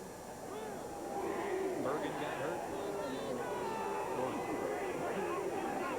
Yeah, Melfi came in last week against Kent State. Took him right down the field to the 10-yard line and within reach of the winning touchdown. Just couldn't quite get it in. Smiley chased across the wide side of the field. Didn't end up with much positive yardage for that run. Eastern Michigan, that defense really teeing off at this point. I tell you, this is fun time for the defense. You just let them rip. Nothing to worry about. You go for your stats. You know, sacks, interception, take gambles here. This is fun time for defense. This is the part I never wanted to come out of the game now. He's sending the other guys, no, I might get interception or something. Tip ball, who knows? Don't take me out now. Oh. I can't believe you're saying you defensive guys or something else. Yeah, just greedy guys, you know. Take anything you can get, right? Trotter escapes 2, 3, 4 hits, and he still keeps driving forward. That was about as impressive a run as we've seen all night. And there's a Eastern Michigan player down on the field right now, Mike Scuba. Mike Schreiner turned into a battering ram on this play. Watch all the missed tackles. Just a counter play. Luckily, no blitz. 2 men blocked 1, and he just took on all the rest of the people himself. 1, 2, 3, 4, 5. The 6th guy, he didn't even get him down. I tell you what, that's a strong run right there. That gives you a lot of confidence in that man's ability to progress as a runner. Injured player down on the field. We'll find out who that is in just a moment or so. 38-3.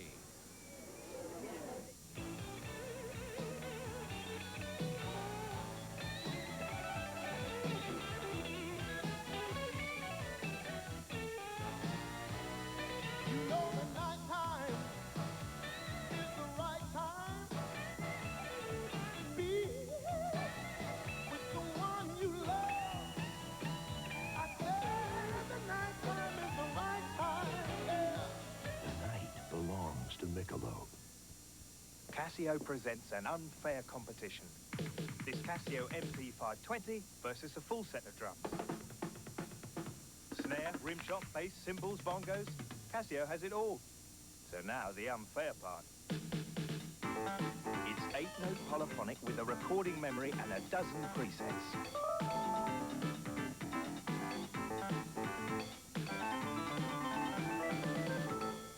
Casio keyboards, they're the ones to beat.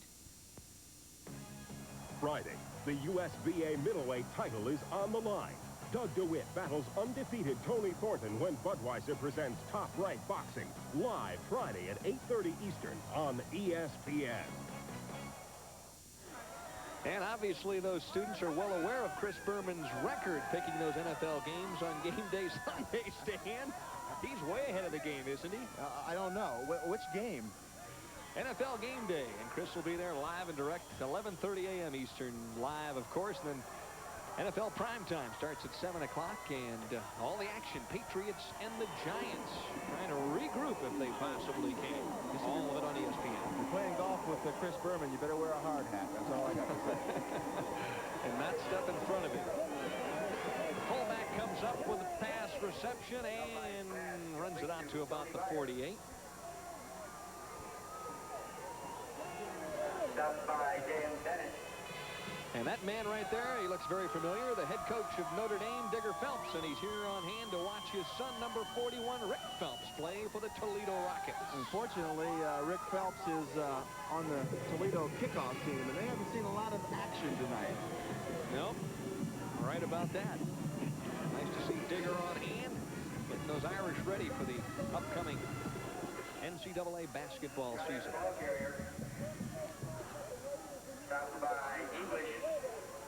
He's not going to leave, is he? No. He was just... Heck no, the parents never leave, right? Yeah, all right, okay. It was funny, I had a chance to watch his son practice a little bit this week, and I will say this, I know why he's not playing basketball. He really does enjoy contact. When he goes down the field, he's going to find somebody to run into. Hopefully it's a ball carrier. I tell you what, Digger's basketball players all look like they enjoyed contact when I saw them play. Are you kidding me? Yeah, that's a physical style over there. Melfi gets it out, but Windover just can't quite stretch out and hang on. 7:50 left in this one. The flag down over here on the other side of the field. Little altercation, maybe a little holding penalty on the defense. And believe it, they were blitzing on that play. Are you kidding me? They aren't going to let up at all, are they? They want to keep them off the scoreboard. Well, you have to think a little bit about that. You know, they got to play them again next year. That's right. Better mind your P's and Q's, because what goes around comes around. Well, when you consider how far this program has come in just 5 years' time. And it was really very enjoyable to sit and chat with Jim Harkema yesterday afternoon after they had practice. And he said, you know, it's been such a long road, but we've come a long way. And I think the kids finally realize that now they have a chance to walk through the door and become champions. And, boy, they have played like the MAC champs here tonight.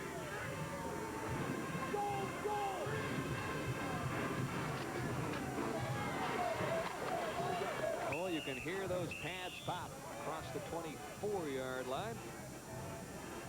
Yeah, a lot of guys getting a chance to play, and there's Jim Harkema. I know he realizes right now that they got at least a share of that championship, and I'm sure he's going to tell them, look at that record. Look how it's going up. 110, 27, 47, 6-5 over the hump into winning. Now, not just winning this year, but winning a championship in '87. It was funny because the year they won 2 and tied 2, he said you'd have thought we won the Super Bowl. Then they went 4 and 4, and then they relaxed a little bit. They thought they were really good at that point. There you go. They were an upper-level team at that point. Here comes the blitz from the backside. Melfi lets it go, and an interception. Stepping right in front of the receiver is Jerry Smith. That was too easy.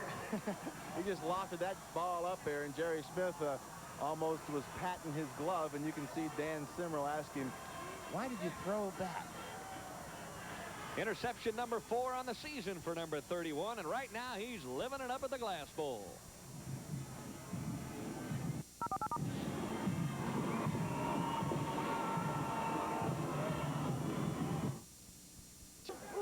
Now the key question, will anybody say hello, Dad? Yeah, there's some big big guys over there, the big happy guys at this point. Hello to everyone in Lake Orion. Lake Orion, yeah, it's a suburb of Michigan. Got a good golf course up there called Indianwood. I used to play at when I played with the Lions. Jimmy Johnson running wild out to about the 21-yard line, where the secondary finally catches up with him in the form of number 20, Walter Duncan. Walter Duncan on a tackle. Boy, there's no way in the world coming into this one that you could have ever convinced me that at this point in time it would be 38-3 Eastern Michigan. Everybody I talked to thought Toledo was a real tough team, real tough-nosed, hard-nosed group. And, you know, if they'd have scored, you know, you got to score. You got to do something to create some excitement on your squad. And when they continually went down there and didn't score, it had to disappoint them. Sullivan pump fakes twice. Now he runs for his life, sets up, throws it, and the pass is caught by Menard Smith.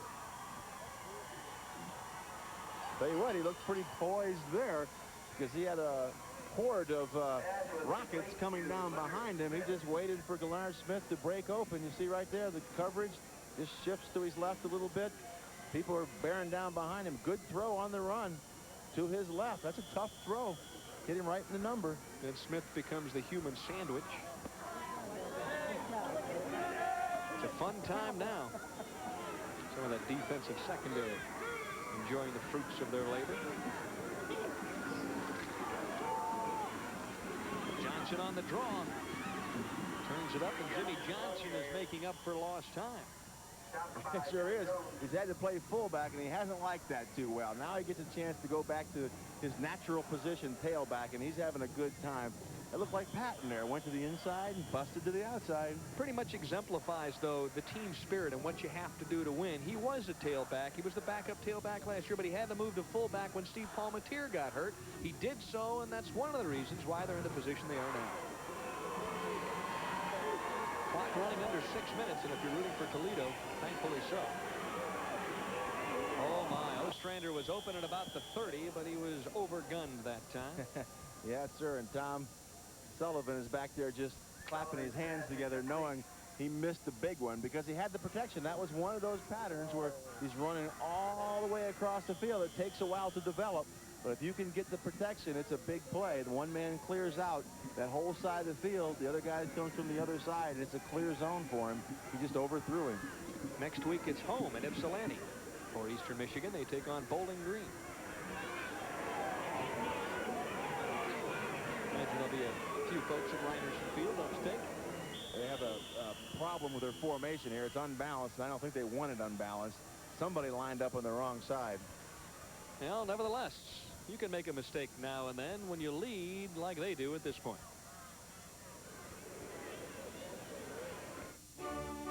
In a world where it's difficult to distinguish one luxury car from another, one of them manages to set itself apart.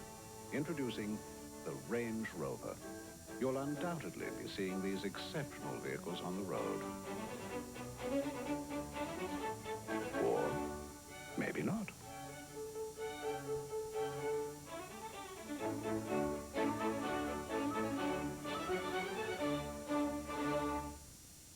Don't just ask for a light beer. Give me light. Ask them to bring out their best. Bud Light. Bud Light. The less filling light beer with the first name and taste. Hi. Buy your friend a beer.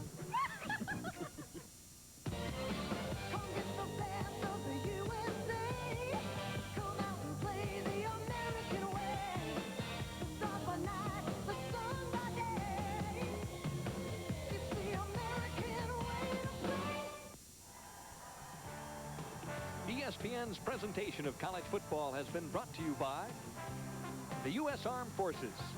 It's a great place to start. By Mitsubishi Televisions. This game would look better on a Mitsubishi. And by Zeigler antifreeze and coolant. The antifreeze that beats winter.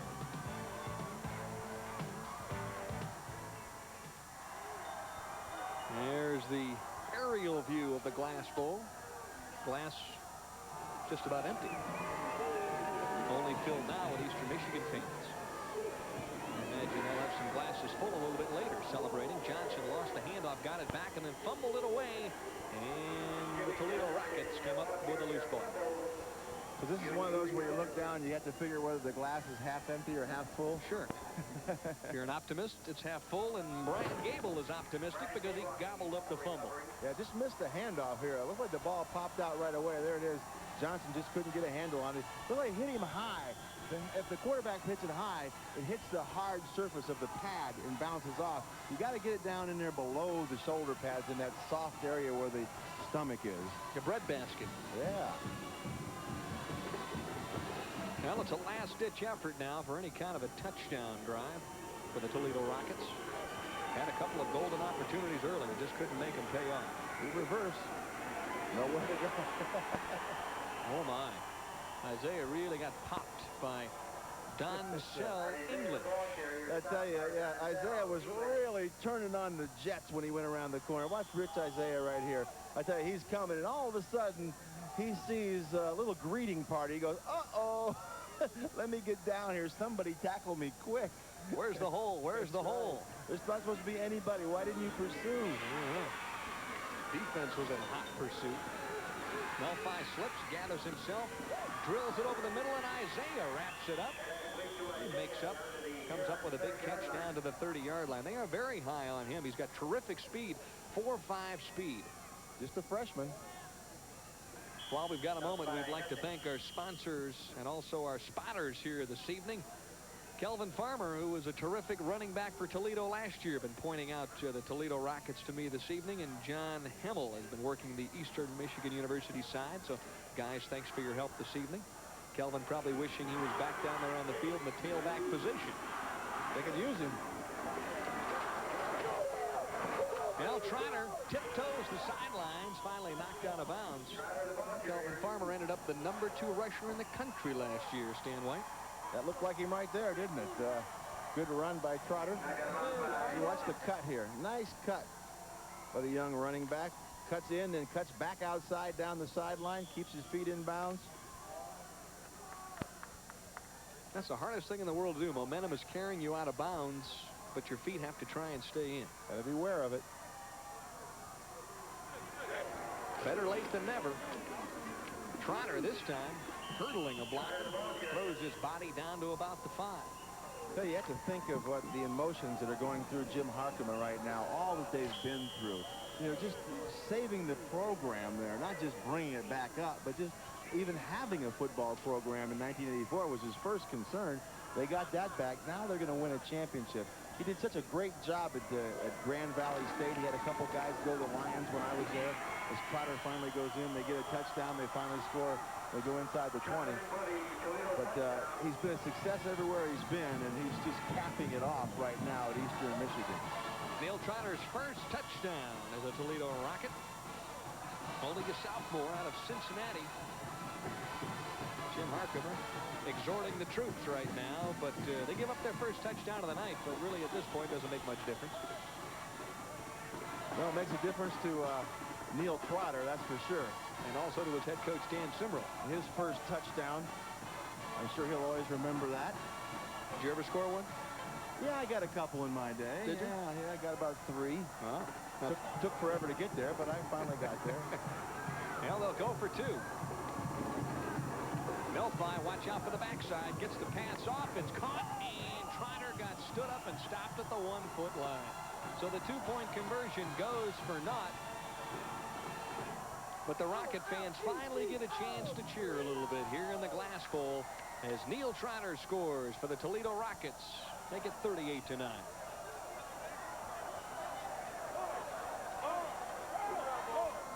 Hi, I'm Pat Hayden for Yashica. From the opening kickoff, the best way to catch all the action is to trap it with Trap Focus. With the new Yashica 230 AF 35mm autofocus SLR camera. It's so easy to shoot great moments in standard autofocus or follow a player in continuous focus. So no matter what situation you shoot in, you'll catch it all. Oh! With the Yashica 230 AF. Yashica puts a new focus on photography. I don't know. What are you going to do? I don't know. I'd go to college. Me too. If I had the money. Yeah. So what are you going to do? I don't know. What are you going to do? You don't want those fries. What are you going to do, Jack? Eat your way to college? Hey, really? I'm going to college on the new GI Bill. You serve full-time in the armed forces or part-time in the reserves, and you earn a lot of money for tuition. the GI Bill. Are you using that pickle? For young men and women in the armed forces, it's a great place to start. See a local military recruiter. It's amazing, 38-9. Everybody billed this one as a very close football game indeed, but the Road Warriors of Eastern Michigan have taken control of this one and notched victory number 4 on the road in the MAC Conference. Gary Patton takes it off at the 20. And when was the last time you watched him run straight out of bounds? That was just get the ball and don't get hit. There's Rick Phelps, Digger's son. Let's ISO on him. I think a little extracurricular activity. Gets a little late start, but he's humping down the field. I think he gets over close to the bench here and even gets into an official. I think they must know that's Digger's son. He's going to get a piece of it. Watch this. Well, now we know why Patton ran out of bounds, right? Because Phelps was he was making a beeline for number 34. Like I told you, he loves contact. Now it's basically time to just hand off and run out the clock. Meanwhile, though, those Toledo starters have pretty much left the lineup, and you got the reserves in there, and the last thing they want to do is give up any yardage. Get a chance to watch number 33 or 95, those two linebackers for Toledo, two freshmen. Boy, are they something. Steve Bailey, 6'4", 220, and a freshman from right here in Toledo is a heck of a prospect.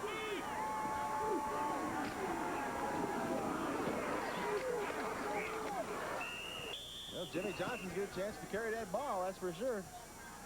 Only trouble is about 5-6 guys in those dark blue jerseys keep catching up with it. Yeah, the offensive linemen, I guess, are not the first line guys up there, and they're just trying to feel their way around. But again, I'm sure it's good for him just to get back in that tailback position, because I don't know too many tailbacks that like to play fullback. Although Marcus Allen played fullback for a year out of the USC before he became a tailback, so some of them can do it.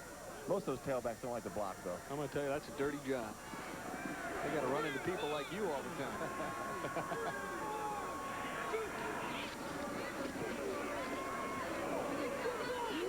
Right up the middle, did that ball shake loose? It might have. It did. Eastern Michigan got it back. Just enough for a first down. Keep the clock running and move it right on down. Right now, Eastern Michigan right now, I think, just wants to start the party, start the celebration. Because now they got, what, 10 days, 9 days? They got a little time to relax and enjoy life a little bit. And savor this one, because now they've got at least half of the MAC football championship. And hopefully, if it comes down to a game against Bowling Green next week, they would come up and win that one. That obviously is, if you're a Huron fan, if you're rooting for BG, then you're hoping that they can figure out a way to beat Kent State this week, and then also maybe go to Rynerson Stadium and come up a winner. I know one thing is for sure. In the Mid-American Conference, as competitive as it is, you have to wait until they sound the final gun of the final game to determine who's going to head out to Fresno, California on December 12th to play in the Cal Bowl. Looks like, what, San Jose State for sure out there? I think they have to beat Pacific this Saturday. If they do, they win. Now we got officials throwing the flag here at this point. Don't you hate that as a defensive player? Yeah, that's what I'm saying. Come on, give me a break. The game's over. Let's just run it out. Have a good time here. Try to get some yards. Try to get some tackles. You don't need to call those little holding penalties in the interior line. They don't mean anything now. Well, it's air time for some of the officials. There's a sad guy right now. He does not like to lose at any time. Especially doesn't like to lose bad, and especially likes to lose bad on television. And he bleeds midnight blue when they get beat. I'll guarantee you that. Born, bred, and raised, educated here, played his football here, and has been a coach here ever since the get-go. And has been head coach for the past 6 seasons and done a marvelous job. But this will be a tough pill to swallow here this evening. Toledo had a long winning streak back in my days. Frank Lauterbur was the coach here. In fact, I played for Frank. He coached me in pro ball for a couple of years at Baltimore. Yep, from 69 through 71, they won 35 consecutive games. Johnson with a little head move. finally tackled by the ankles. And coming up right after this football game is completed, an update on Sports Center. And look at that, David Robinson signs. They got to be partying down in San Antonio because the franchise man from the Naval Academy is signed on the dotted line. And what does that mean for the Spurs? Well, it means a lot because they were in danger of losing that first pick in the draft if he doesn't sign. Let alone they got to wait a couple of years, but they figure a franchise player like that is worth waiting for. Yeah, he'll end up another 2 inches taller and probably add another 15 pounds. Well, that's what he did at the Naval Academy. I live in Baltimore and real close to the Naval Academy basketball scene there, and he had a great career there. And everybody figures he's going to be a dominant player in the NBA. Well, he's got a big-time body, a great shooting touch, very aggressive, blocks a lot of shots. And I don't care any way you shake it. Anytime you get that man that can stretch out, he's playing it up in the paint. You end up on the winning side of the scoreboard more times than not. So don't forget all the details coming up on Sports Center. David Robinson signs a big-time contract. Jim Harkema and his bunch right now, oh, they have to be feeling awfully good.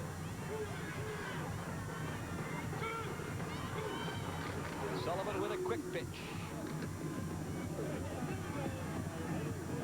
Johnson gets whacked at about the 48, but those hits don't seem to feel quite the same when you're ahead, do they, Stan?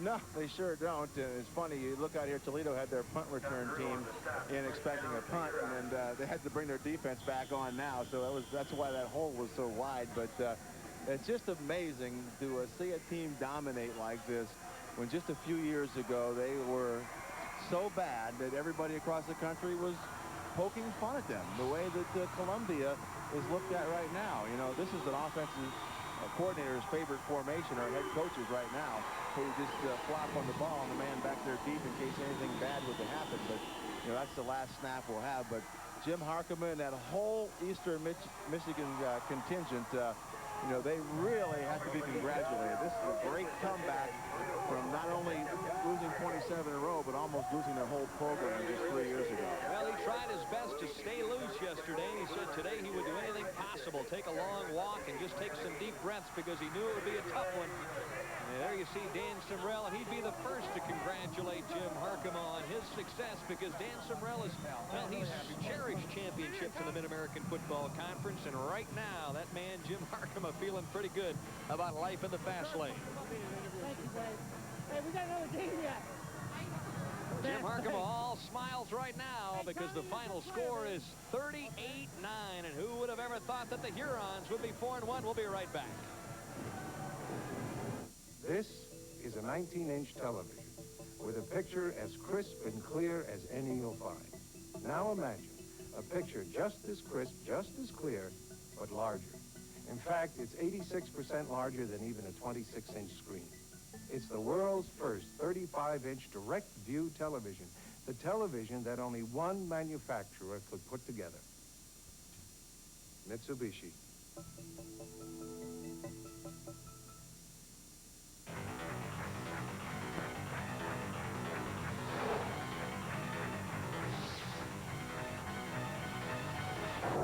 Xerox, the antifreeze that beats winter. Available now. The Great American face, rugged, distinctive. The Great American razor, Atra, solid, pivots for closeness.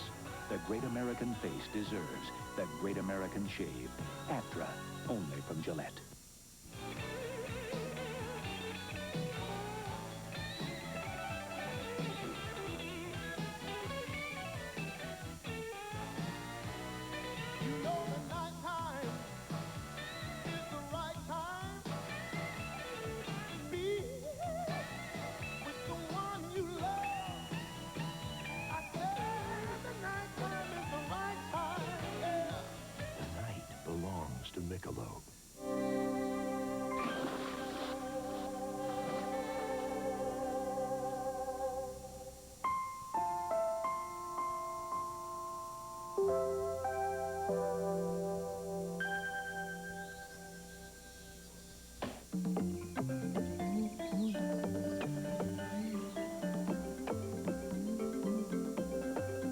From the full line line of Daly's cocktail mixes at your favorite store.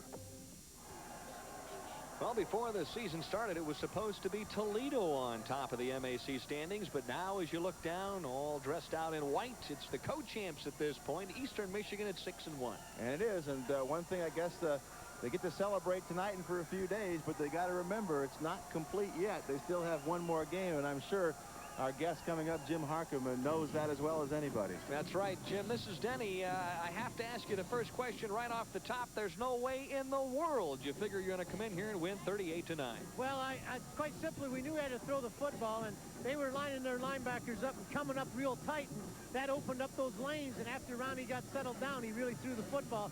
I really felt our offense could explode at some point in time, and we finally did tonight. Yeah, the wishbone unbalance that we talked about yesterday, Jim, it came in there, and it must have worked just as you diagrammed it, because Ron Adams almost walked down the field by himself. Well, they were unprepared for it, and the kids really worked hard at it. We've had it in for 2 weeks, and they really did a heck of a job. And Ronnie's coming around on the outside now, and there's a great block. The fullback's all the way down the field, and Ronnie, you know, he won't be denied when that happens. But we got the load block. Gary Patton threw the key block, by the way. That's kind of a nice situation, isn't it, when the leading tailback makes the block. Jim, you know, we talked about your fifth-year seniors and what a pivotal role they've played all along in your drive towards an MAC championship, and tonight those guys really came through. Well, I thought they really played well, and our skill guys played, and, you know, everybody played good. It was a hard football game in the first half. I don't know what anybody else thinks, but it was a hard football game. Once we got the lucky catch down at the end, I shouldn't say lucky for Zeigler, but it was fortunate, then I thought we had control of the football game. What's your feeling right now going through? You've come so far. You were at the point one time where you really were questionable whether you're going to have a program. Now you come all the way, and you're just within within one game of winning the whole thing. Well, I'm not going to allow myself any of that. Just like I told you last night, we don't have time to think about program. We've got another game to play, and we've come too far not to play good next Saturday. And you know, I know that sounds trite, but I think we've got to keep our focus. If we don't, we'll end up sad. So you let them celebrate for a couple days here, won't you? Well, yeah, but they're going to lift weights tomorrow and swim tomorrow, and then I'll give them a couple days off. But they gotta keep doing the things they've done to get to this point. So you're tougher than Woody Hayes was. He'd have given us at least a day to celebrate. I'm not tough at all. I can't tell you that. Coach, congratulations on a marvelous victory, and we'll be back with more as the Eastern Michigan Hurons hoop it up here in the Glass Bowl.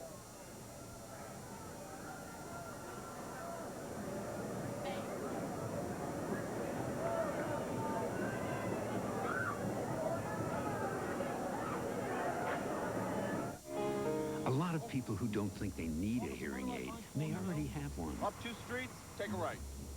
He said up 2 streets and take a right. They bring their hearing aid with them everywhere. What'd he say? He said he doesn't want to leave her, but he has to. Now there's a hearing aid for people reluctant to wear one. It's called Miracle Ear. If you can hear people talk but can't understand all the words, if you have nerve deafness, Miracle Ear could help. And Miracle Ear is tiny, practically unnoticeable. Call 1-800-233-9800 for a free booklet about better hearing, what steps to take next, and how to get a free hearing test. Thousand Island or vinaigrette? She said Italian, Thousand Island, or vinaigrette. Call Miracle Ear, 1-800-233-9800. The phone call, information, and hearing test are free. Call now. When you're losing your hearing, the worst thing to do is nothing. What did he say? The symbol of excellence, the legendary Rolls-Royce Silver Ghost, now recreated by Franklin Mint Precision Models in the official die-cast model authorized by Rolls-Royce Motor Cars Limited. The 1907 Silver Ghost, only one was ever built, and now it's recreated in an incredible model. Hand-assembled from more than 127 pieces, each feature is authentic. The removable spare tire, protectively coated sterling silver-plated trim, pedals, instruments, and engine details precise to the very last spark plug. A stunning collector's piece for home or office. To order, call 1-800-453-1800. Use your credit card or mail $30 and be billed the balance in 3 payments. The imported Silver Ghost with certificate of authenticity. Call 1-800-453-1800. The Rolls-Royce Silver Ghost. There's nothing quite like owning a Rolls-Royce. all along it had to be the play of the senior quarterback from Taylor, Michigan, number 10, Ron Adams. He had to come up with a big game tonight, and he really did. 38-9 the final. And there you see Ron on the sidelines. Ron, just a brilliant game on your part. The last couple of weeks, you've really run the ball maybe better than you've thrown it. It's not something that's been built in, but I have had an opportunity to break away from the pressure and get a chance to get the ball downfield, and you know, it's just something that I'm going to do, whatever it takes to win the ball game, and that's just something I've been able to do. Ron, this is Stan White. That last play before the first half, was that just a Hail Mary situation? You throw it up and just hope something good happens? Well, we had a couple draw plays that were able to bust loose and get us to midfield, and we had a down and out. I pumped right there, and I just let the ball fly to the corner of the end zone. I didn't get to see the complete play. I just saw the ball tipped up right here. That's what I saw. And then the ref was signaling the TD, and I couldn't believe it. It's probably one of the greatest catches that I've had made by me for a receiver. Is that the first time you've ever had one of those prayers answered like that? Yes, it is. So that is a great feeling. I've had it happen against me defensively, and there's nothing can take the spirit out of you going into halftime like a play like that. That really broke their backs. But you had a lot of good philosophies, game plan going in. That wishbone unbalanced sure worked like a charm for you. That really did. It caught them off balance. They didn't know what was going on. We had an unbalanced line, and we have an automatic built in where if they react to the unbalance and go to that field, then we run the ball the opposite way. And they were just mixed up, and we caught them at a time that, you know, was beneficial for us.